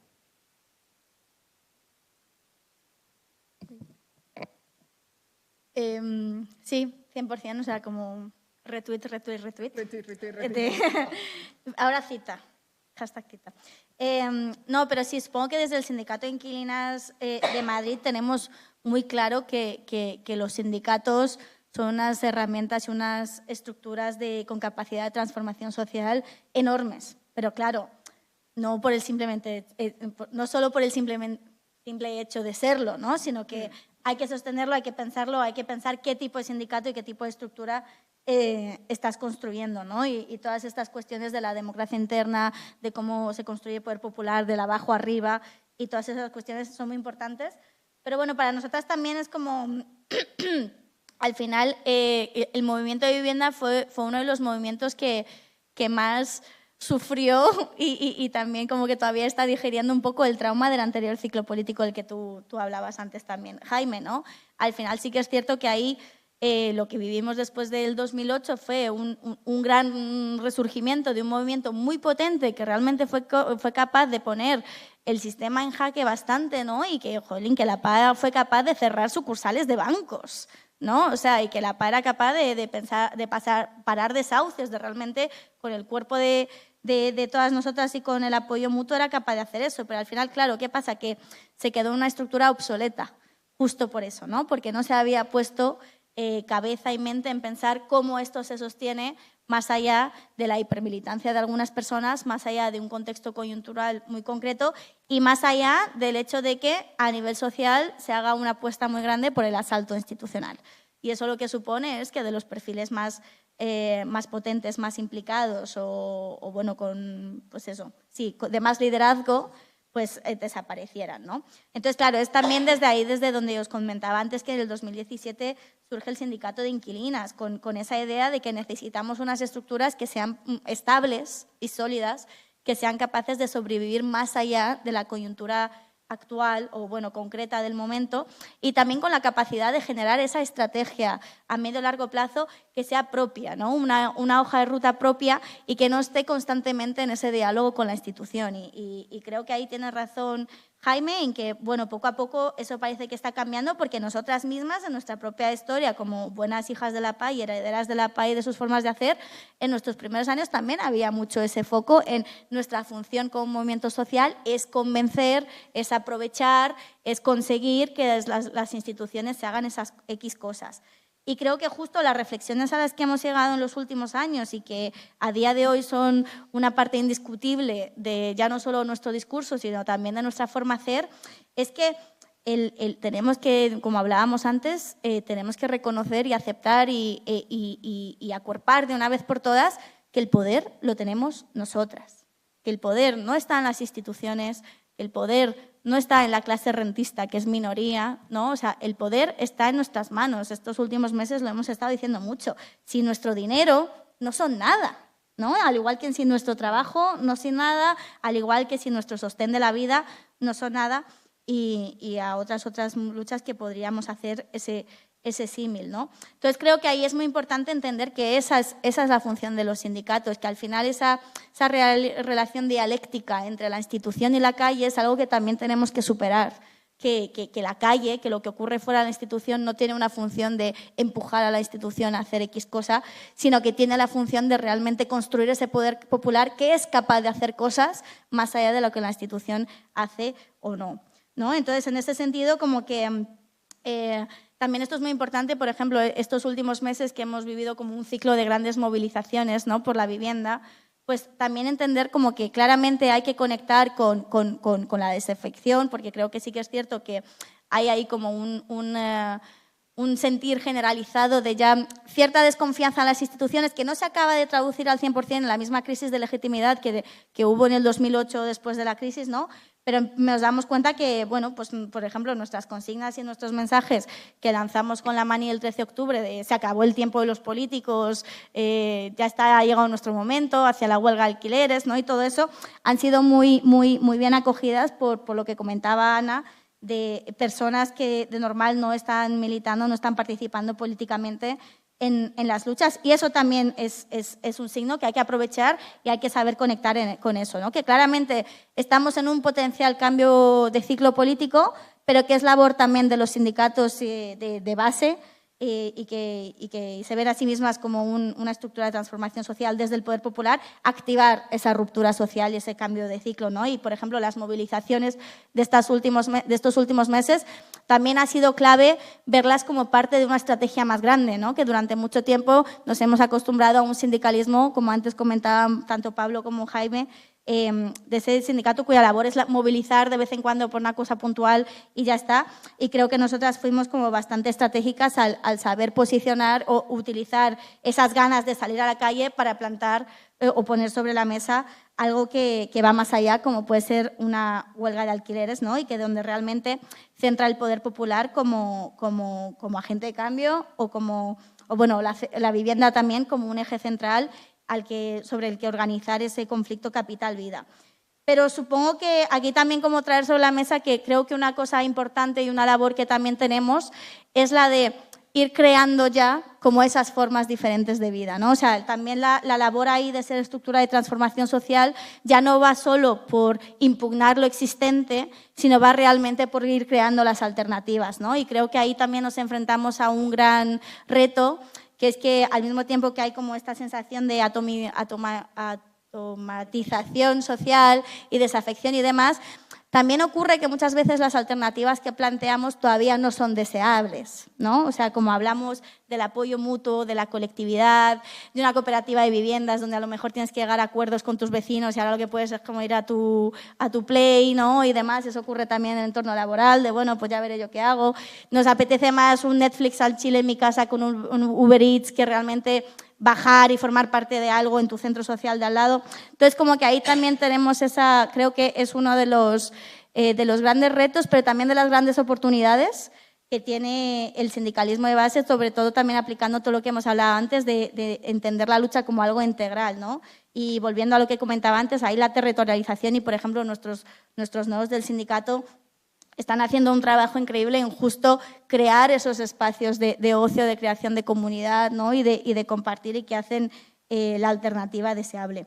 Entonces, bueno, simplemente lo dejaría ahí, en plan que creo que está claro que son unas estructuras con mucho potencial, pero a las que hay que poner constantemente cabeza, porque al igual que lo comentaba Jane en el libro y lo ha resumido Pablo al principio, un sindicato o una estructura política siempre va a poder acabar burocratizada, va a poder acabar perdiendo su capacidad de crear poder popular o su objetivo inicial. Entonces ahí es donde también es esencial que cada vez se incluya a más gente, que esa cultura de construcción de poder popular exista, y también en parte como entender que esto forma parte de un proceso más largo y que el proceso en sí es la lucha y es la construcción de ese mundo alternativo.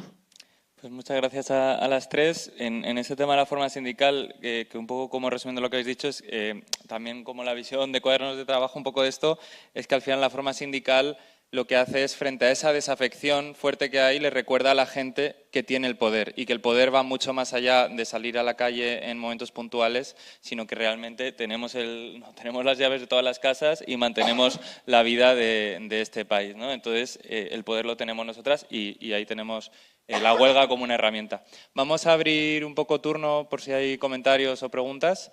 Tiene Alberto los micros, entonces si alguien quiere pues comentar algo de los temas que han surgido. ¿Alguna pregunta? Ahí, Guillén.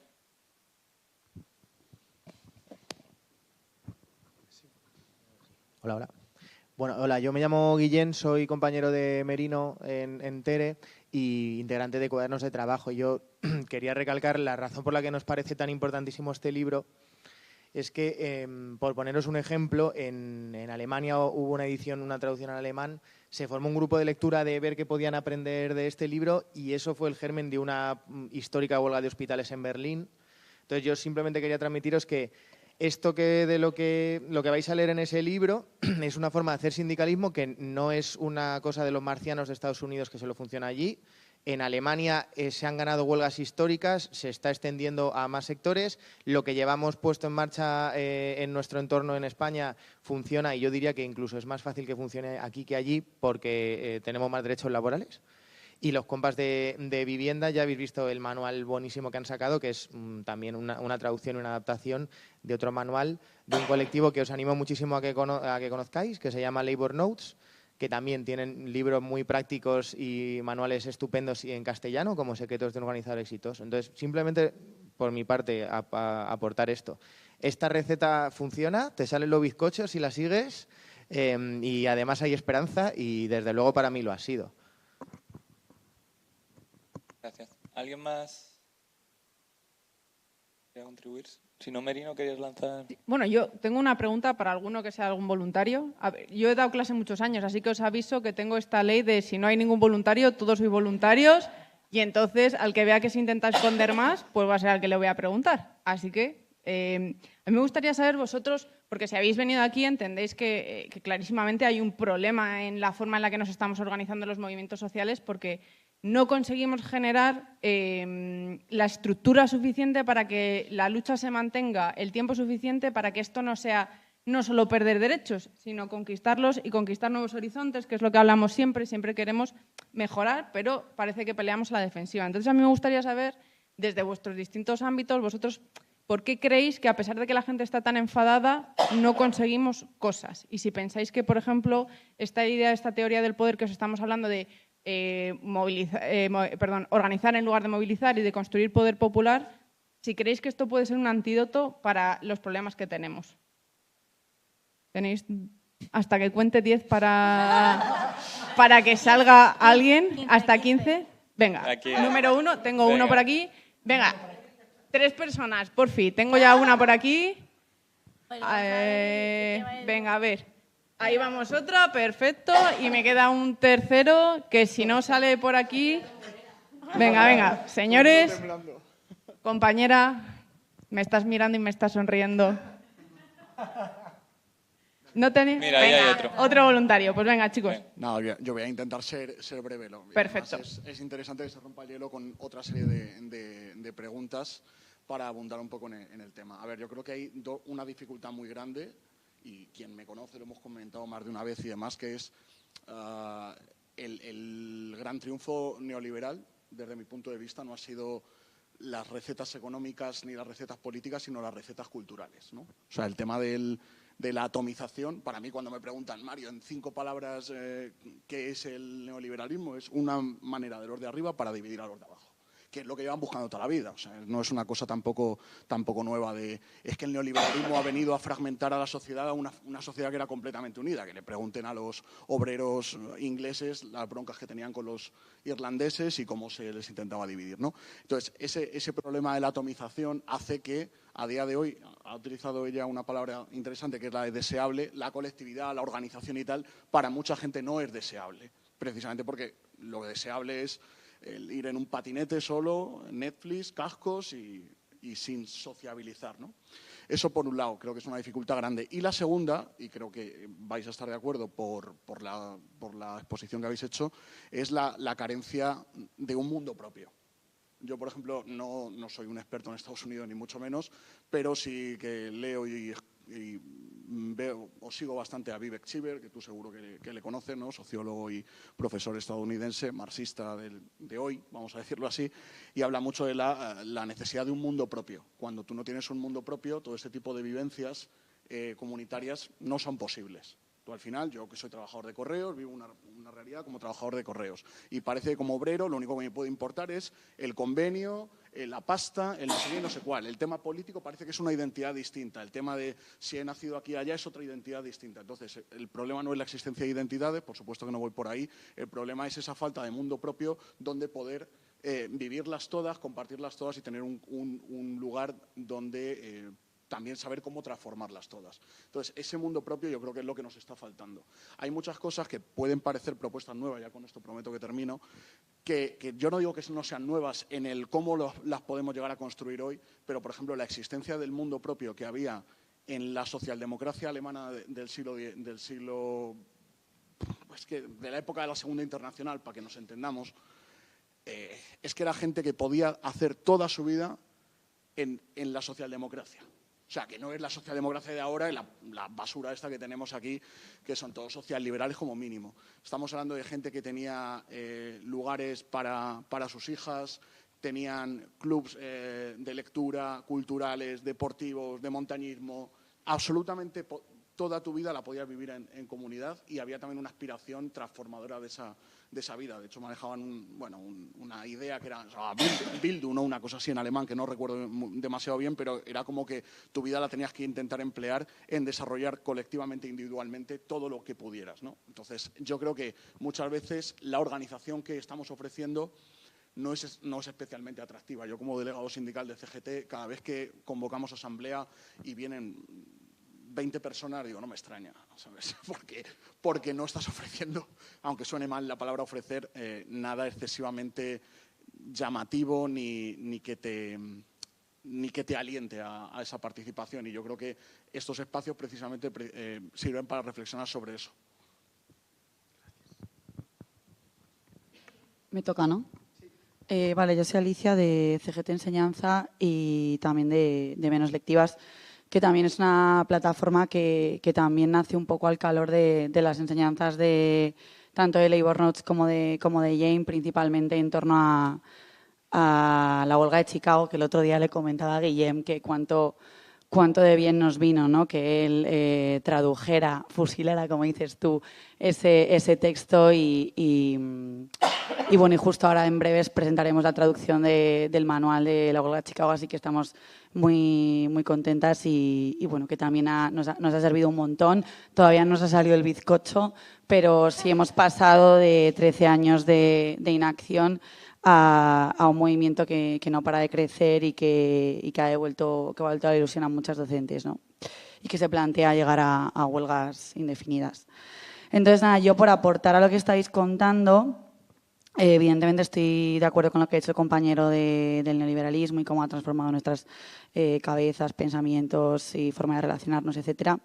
Pero quería contar cómo está el tema en educación, ¿no? Que creo que la dificultad que hemos encontrado para organizarnos hasta este último año en el que de verdad hemos empezado a crecer y a generar una estrategia, viene también de algo que también ha comentado Merino, ¿no? De todo ese borrado de lo que es la cultura sindical y lo que significa verdaderamente un sindicato, ¿no? Que es que esto ha sido también borrado de los libros de texto, borrado de todas las partes, ¿no? Que a día de hoy no... O sea, nadie sabe qué pasa el 1 de mayo, nadie sabe qué pasó con la CNT en los años 20 en España. O sea, son tantas cosas que faltan en la cultura popular y que todo el mundo piensa que los sindicatos son lo que has dicho tú perfectamente, no lo voy a repetir, y hay una desafección absoluta, ¿no? Y que siempre comentamos, ¿no? Como, no, es que Comisiones Obreras tiene 9.000 afiliados. Son 9.000 afiliados para los cursos, no son leales a nada, no creen en nada, o sea, salvo 4 de ellos, quiero decir, pero... Entonces, una de las cosas que también creo que nos ha costado a la hora de construir organización también ha sido lo que pasó en Marea Verde, y lo quiero relacionar también con algo que creo que Jane dice. Bueno, yo no viví la Marea Verde porque por edad, vamos, que era alumna en ese momento, pero es verdad que se vivió por nuestras compañeras, cuando íbamos a hablar con ellas, como una derrota. Que es verdad que desde el organizing siempre se insta a decir, no, nada es una derrota porque siempre que luchamos ganamos y siempre que luchamos algo estamos consiguiendo, ¿no? Quién sabe que a lo mejor qué hubiera pasado si la Marea Verde no hubiera sido potente como lo fue en ese momento, pero la realidad es que no consiguió ninguna de sus demandas. Y generó una sensación de indefensión aprendida. Bueno, yo soy psicóloga, entonces la indefensión aprendida para mí significa en psicología que cuando te dan muchas hostias y tú ves que no te puedes, que no consigues nada, ya luego paras de intentarlo, ¿no? O sea, como lo típico del elefante que tiene una cadena y tal. Entonces, ha generado en muchas de nuestras compañeras un discurso de no, es que Marea Verde ya hicimos un montón de movidas y no conseguimos nada. Y entonces eso, a esas personas nos cuesta un montón movilizarlas. Y esto me lleva a una cosa que creo que es clave en el organizing, que son las lecciones aprendidas, que creo que es claramente lo que le faltó a Marea Verde, ¿no? Aparte de que fuera un movimiento muy vasto de la movilización y que no tuviera como una estructura muy sólida, pero bueno, también es porque responde a un contexto súper tocho que aparece en un momento dado de recortes, o sea que era evidente que sus inicios iban a ser de modelo de movilización, ¿no? Y luego, pues, en esa lucha entre generar algo más sólido y enfrentándose a las estructuras ultra burocratizadas de comisiones obreras, de UGT y toda esta movida que también lo dificultó muchísimo, no generaron ninguna lección aprendida. O sea, a día de hoy tú te pones a buscar qué pasó en Marea Verde, no hay textos, libros ni nada bueno. No sé por qué, lo desconozco. Si alguien lo sabe, que luego me lo cuente después cuando estamos en la caña. Pero creo que es una de las cosas más... que más problemas nos han generado, porque hay ahí, no se sabe si fue una derrota, si no fue una derrota, hay una disputa increíble por los términos, cuando dices que no se consigue nada se enfadan contigo, cuando los de que están hoy en día Marea Verde, que son 4 y no son ni profesores, van por ahí como si fueran una vanguardia increíble. Bueno, en fin, que las lecciones aprendidas son muy importantes y que tenemos que construir un relato en torno a todo lo que hacemos, aunque parezca que no estamos consiguiendo, pues por dejar claro un relato y gracias también por esta traducción y nada, pues aquí estamos compañeras de Menos Lectivas, por allí también Carlos, así que educación también está a tope con esto. Muchas gracias.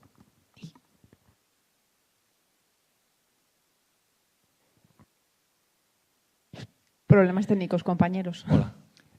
Un poco del de la experiencia y haber sido siendo activista desde los años 70, en el mundo laboral un tema que me parece importante y analizando un poco la perspectiva de cómo ha ido cambiando el capitalismo, en los años 70, por lo menos en el Estado español, como que los intelectuales, vamos a llamar, que producían temas, estaban dentro de los sindicatos o tenían sus influencias. Y yo creo que actualmente los que producen, por ejemplo, temas como análisis de cómo ha ido cambiando el capitalismo a nivel global, están totalmente fuera. Y me parece súper importante las nuevas ideas de confluencias, ecologismo,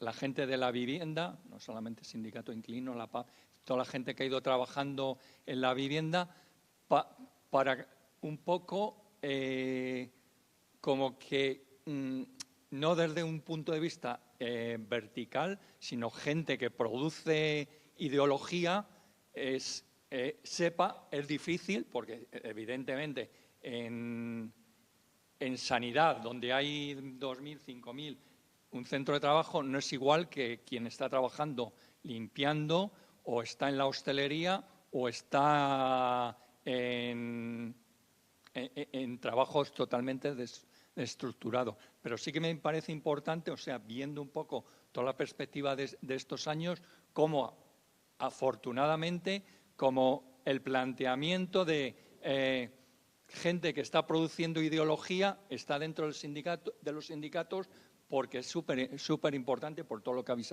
analizado. Y luego, una cosa más pequeñita, estoy recordando que también la huelga en Estados Unidos de FedEx, que es la multinacional esta de reparto, pues una de las cosas importantes que planteaban, yo creo que hace 10 años o algo así, era la formación, cómo ellos habían dedicado tiempo, dinero a la formación de toda la gente que participó en la huelga. Simplemente como ideas un poco, no extenderme ni abarcar mucho más puntos de los que... Pero vamos, un segundillo. Que me ha gustado mucho ver que hay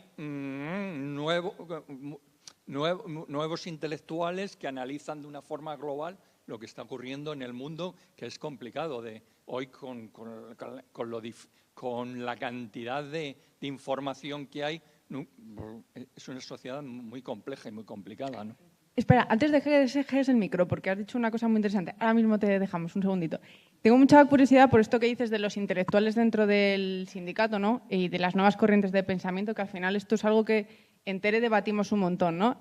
Yo siempre cuento esta historia, leyéndome a Murakami un libro que tiene, llega un momento en el que están hablando sobre el comunismo, etcétera, y hay un personaje que hace esta pregunta que es ¿qué clase de revolución es esa que utiliza palabras que el pueblo no entiende? Es decir, estamos intentando movilizar a gente constantemente y utilizamos lenguajes e ideas que son complejas, pero luego nos cuesta trasladarlas, ¿no? Porque hay gente y compañeros, y con esto no hablo del típico comentario de es que esto, ¿cómo se lo voy a contar a la señora de limpieza? No, a mis compañeros enfermeros, yo a veces les hablo pues, de estas teorías que tenemos, ¿no? De la movilización, de la creación de poder popular, etcétera.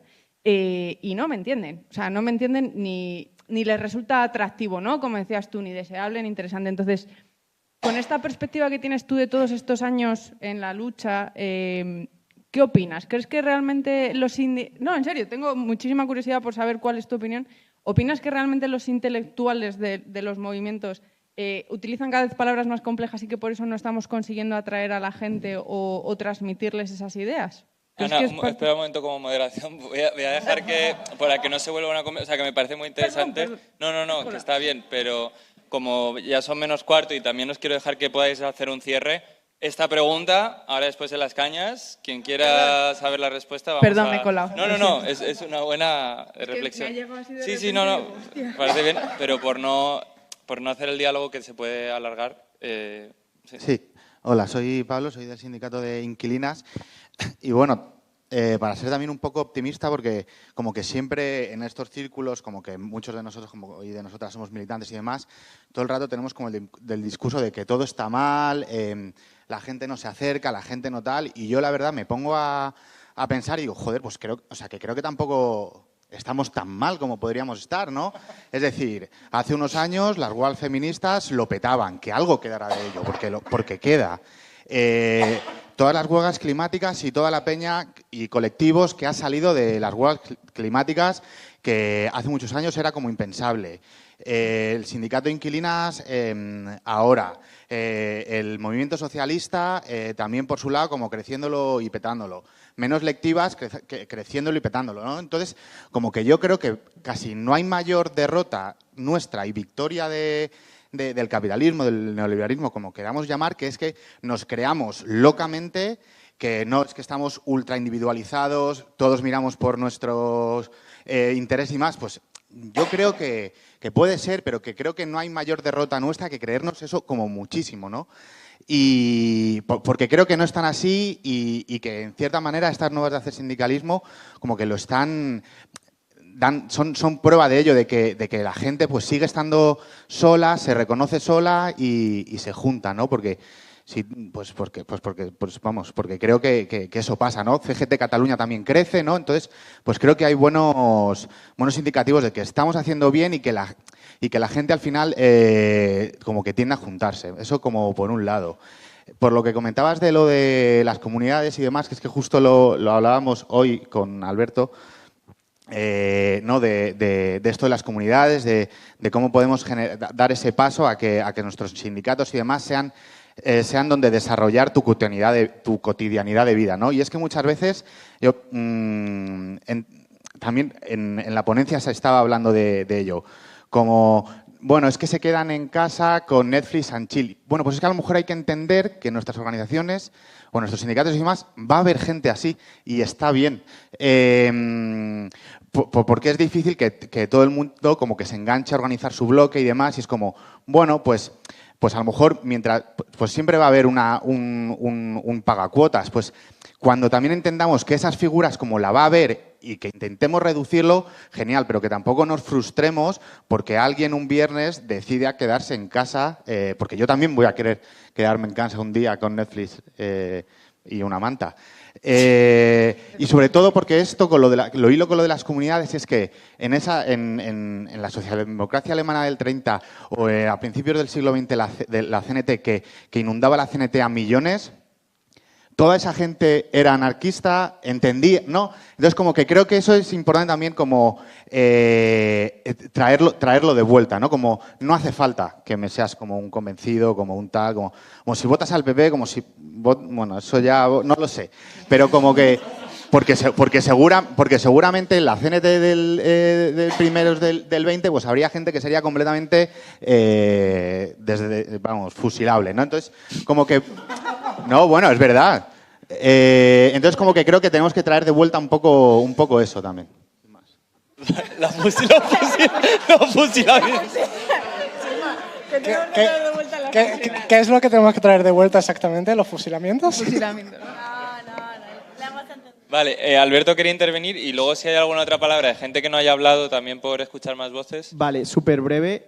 Nada, que una de las cosas, un poco recuperando lo que decía Guillem al principio, como a mí cosas que me han parecido como muy guays, tanto del libro como en general del organizing, etcétera, ¿no? Es ver como que un sindicalismo de masas no es algo del pasado, sino que es algo que se puede hacer hoy. Y el problema es que los sindicatos han abandonado su labor primordial y la llevan abandonando. O sea, que hay parte de derrota nuestra, digamos, y hay parte de que que han hecho por que los sindicatos sean así, ¿no? Entonces, como ver otras experiencias, no solo en Estados Unidos ni en Alemania, sino que te conectas a los cursos de Organizing for Power y de repente hay gente de Uganda que se está organizando bajo el mismo método y les está funcionando, yo reconozco que es una cosa que me voló la cabeza, en plan, joder, o sea, aquí está pasando algo. No sé muy bien qué es, pero algo está pasando.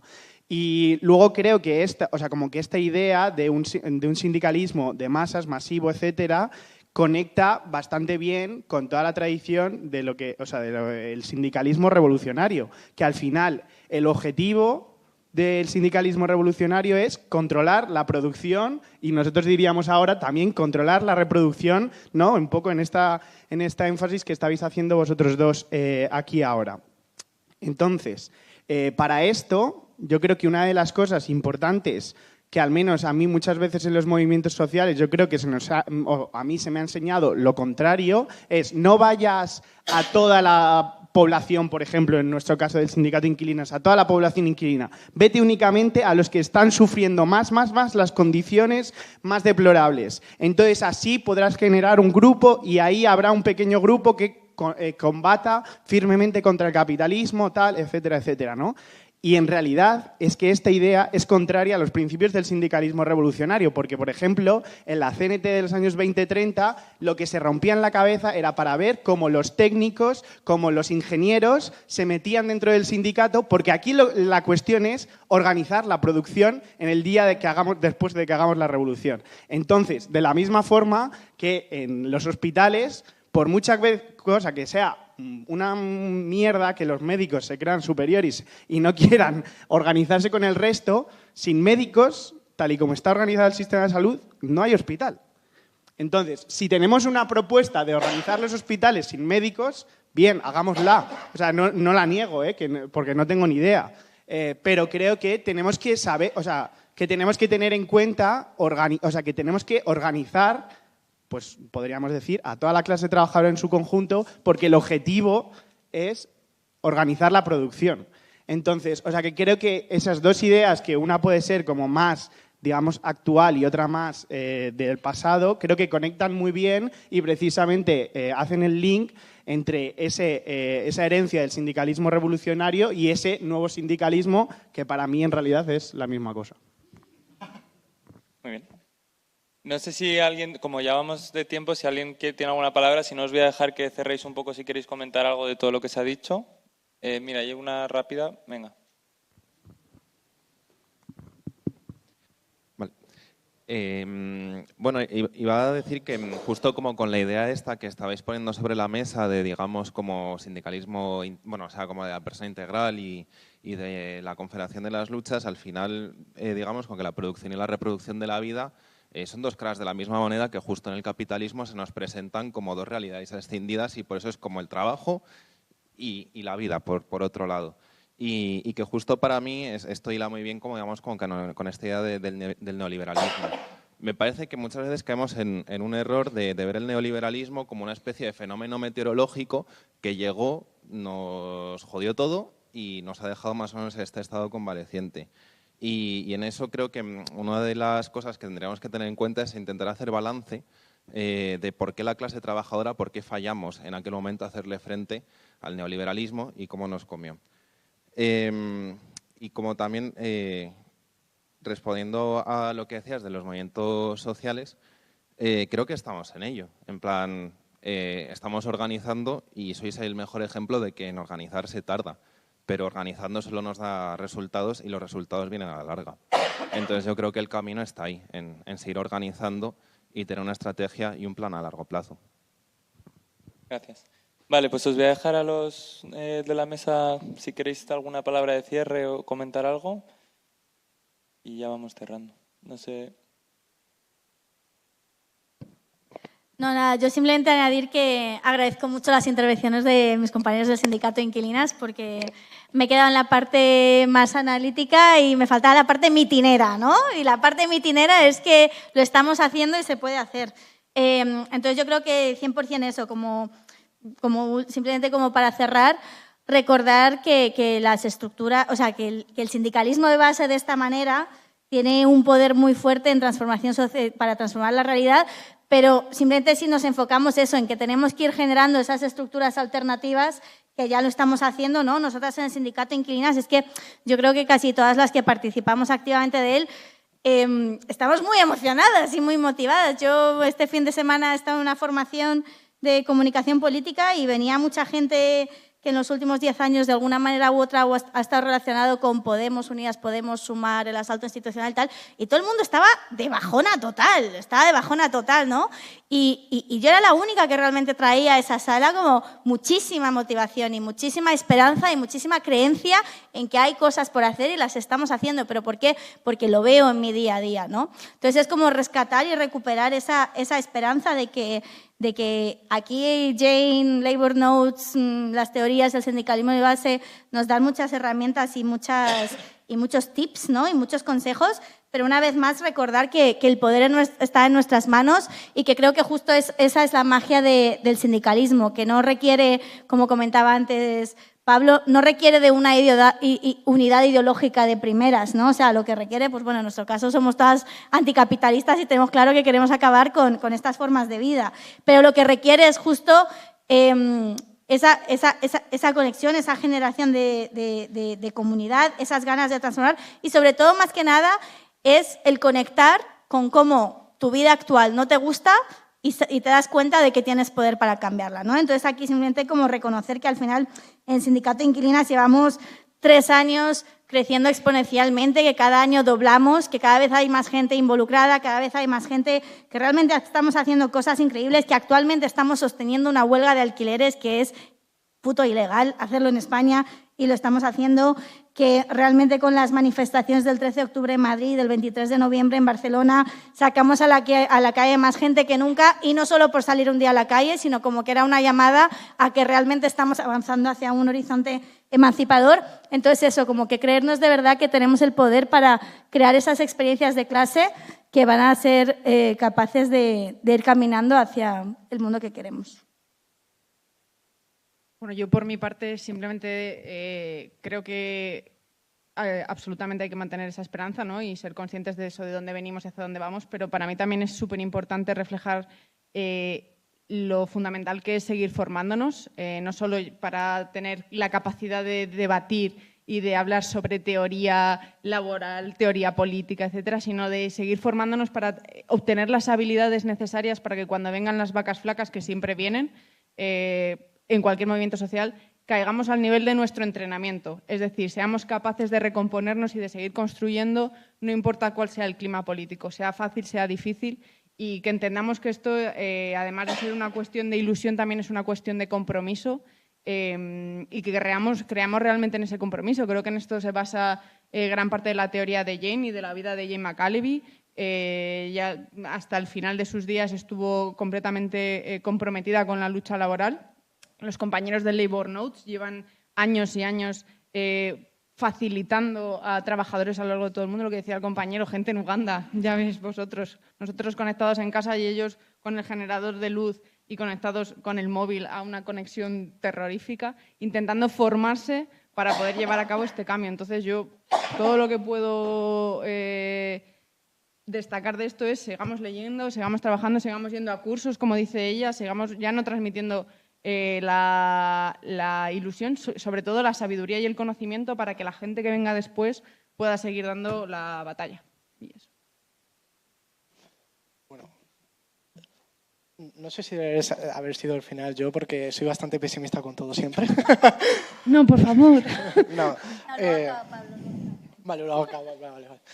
No, ya solo decir que al menos lo que hay en este libro es una teoría de poder bastante buena para construir poder obrero, para construir institucionalidad obrera también, que creo que es lo más importante en este sentido.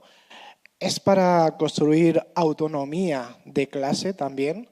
Solamente, y aquí hago como Pepito Grillo, en Estados Unidos se ha utilizado este manual, se sigue utilizando, junto con otros muchos.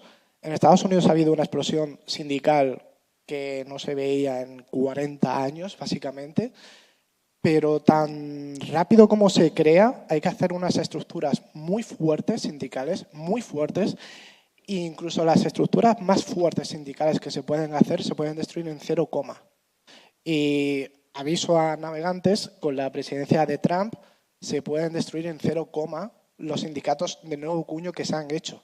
Es decir, hay que tener muchísimo cuidado en este sentido. Entonces, aquí lo importante es tener inteligencia política. Tener inteligencia política, utilizar esto para hacer sindicalismo de clase, no solamente para crear nuevos sindicatos. Con nuevos sindicatos incluso me refiero a vosotras, ¿vale? Con el sindicato de inquilinas o con sindicatos de nuevo cuño en distintas perspectivas. Sino lo que hay que hacer es, con los sindicatos que hay, también hay que trabajar con ellos. Es decir, hay buena gente que puede estar incluso en comisiones obreras o incluso en UGT, que merece la pena hacer entrismo en esa. Y aquí voy a parecer muy trosco cuando no soy trosco para nada, pero hay que hacer entrismo en el sindicalismo. Es decir, en Estados Unidos, el nuevo sindicalismo creó sindicatos nuevos de corte socialista, muy buenos. Y a la vez cogió un sindicato amarillista y lo hizo vanguardia del movimiento obrero en Estados Unidos. porque ahora mismo Autoworkers es vanguardia del movimiento obrero en Estados Unidos y lo ha puesto a los pies precisamente los sindicalistas que crearon Starbucks Workers United. Es decir, que en Estados Unidos toda esta trampa de la diversidad y todas estas tonterías que se dicen se han ido por el sumidero cuando el presidente de Autoworkers del motor se fue con el liderazgo colectivo de Starbucks Workers United. Entonces, para que veáis hasta qué punto una teoría de poder bien llevada puede trastocar lo que es una sociedad entera.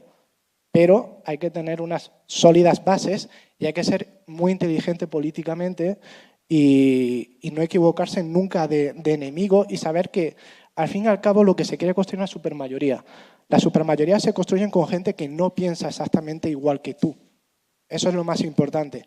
Y con alianzas puntuales y estratégicas y tácticas. Eso es lo más importante. También una cosa, que esto lo comenté en la escuela de Anticapis, a Alberto y a Pablo, y creo que a ti también, Val, los órganos represivos estadounidenses, es decir, la agencia Pinkerton, que es la más famosa antisindical, ya ha cogido este libro y ya sabe cómo se organiza la gente en Estados Unidos y está haciendo estrategias precisamente para evitar que se sindicalice. El sindicato de Amazon Labor Union, de Chris Small y Justin Medina, que son amigos míos ahí, tuvo el gran fallo que Amazon metió como 5 millones de pasta para reprimir el movimiento laboral suyo y se ha quedado reducido a solamente 2 almacenes en Estados Unidos porque la agencia Pinkerton empezó a coger todas las herramientas que se habían construido en el nuevo sindicalismo para hacer precisamente como un contraataque. Así que hay que tener cuidado con todo este tipo de cosas, hay que tener los ojos bien abiertos y lo más importante es ahora mismo concentrarse en construir poder de clase porque, como ha dicho antes Val, los rentistas no son nada sin nuestro dinero y el capital tampoco es nada sin nuestro trabajo. Y también, por último, que creo que ha estado pululando por aquí, pero no lo hemos mencionado, la emergencia climática. Los sindicatos tienen que apostar ya por un ecosocialismo y yo creo que también por una tesis de crecimiento bastante importante, porque al fin y al cabo es como la bomba en la línea de flotación del capital, porque con decrecimiento, haciéndolo deseable, se puede derribar un poco el capital. Vale, pues gracias a los tres. Yo creo que lo que queda claro un poco con la charla de hoy es que seamos más optimistas o más pesimistas. Hay que reagruparse, hay que construir poder popular, ¿no? Es un poco lo que sacamos de hoy, para estar lo más fuertes posibles también ante lo que nos viene, ¿no? O sea, que necesitamos hacerlo, no nos queda otra con Pinkerton o sin Pinkerton. Entonces, yo quería acabar solo con una cita de Jane, para aquellas que no la conozcáis. Bueno, para animaros también un poco a leer el libro, una cita donde habla de la huelga y que me parece así como un poco inspiradora, donde dice ella, es en una entrevista, no es en el libro, pero bueno, es un poco su pensamiento. Dice, el regreso de la herramienta de la huelga va a ser lo más efectivo que podamos hacer, punto. Reconstruye la solidaridad social de maneras realmente radicales y la necesitamos para combatir el ataque a la cultura y a la sociedad lanzado desde Silicon Valley. El desafío más importante de nuestro trabajo como organizadores en cualquier ámbito es reconstruir la solidaridad humana que la élite está debilitando. Cada persona debe despertarse cada mañana y escribir en la parte superior de su lista de tareas diarias. ¿Cómo estoy construyendo solidaridad humana hoy, cada día? Ese es nuestro trabajo. A los capitalistas no les importas a menos que les impidas ganar dinero. Entonces, bueno, creo que resume un poco, ¿no? Está traducida al inglés, entonces no sé si suena raro, pero resume un poco esta idea de cómo estamos construyendo esta solidaridad en el día a día, haciendo frente a los capitalistas, y también la importancia de la huelga, no como un fin en sí mismo, pero como una de las herramientas más fuertes que nos demuestra el poder que tenemos, no solo por el daño económico que hacemos, sino porque genera esos lazos de solidaridad que necesitamos reconstruir. Así que nada, muchas gracias por venir.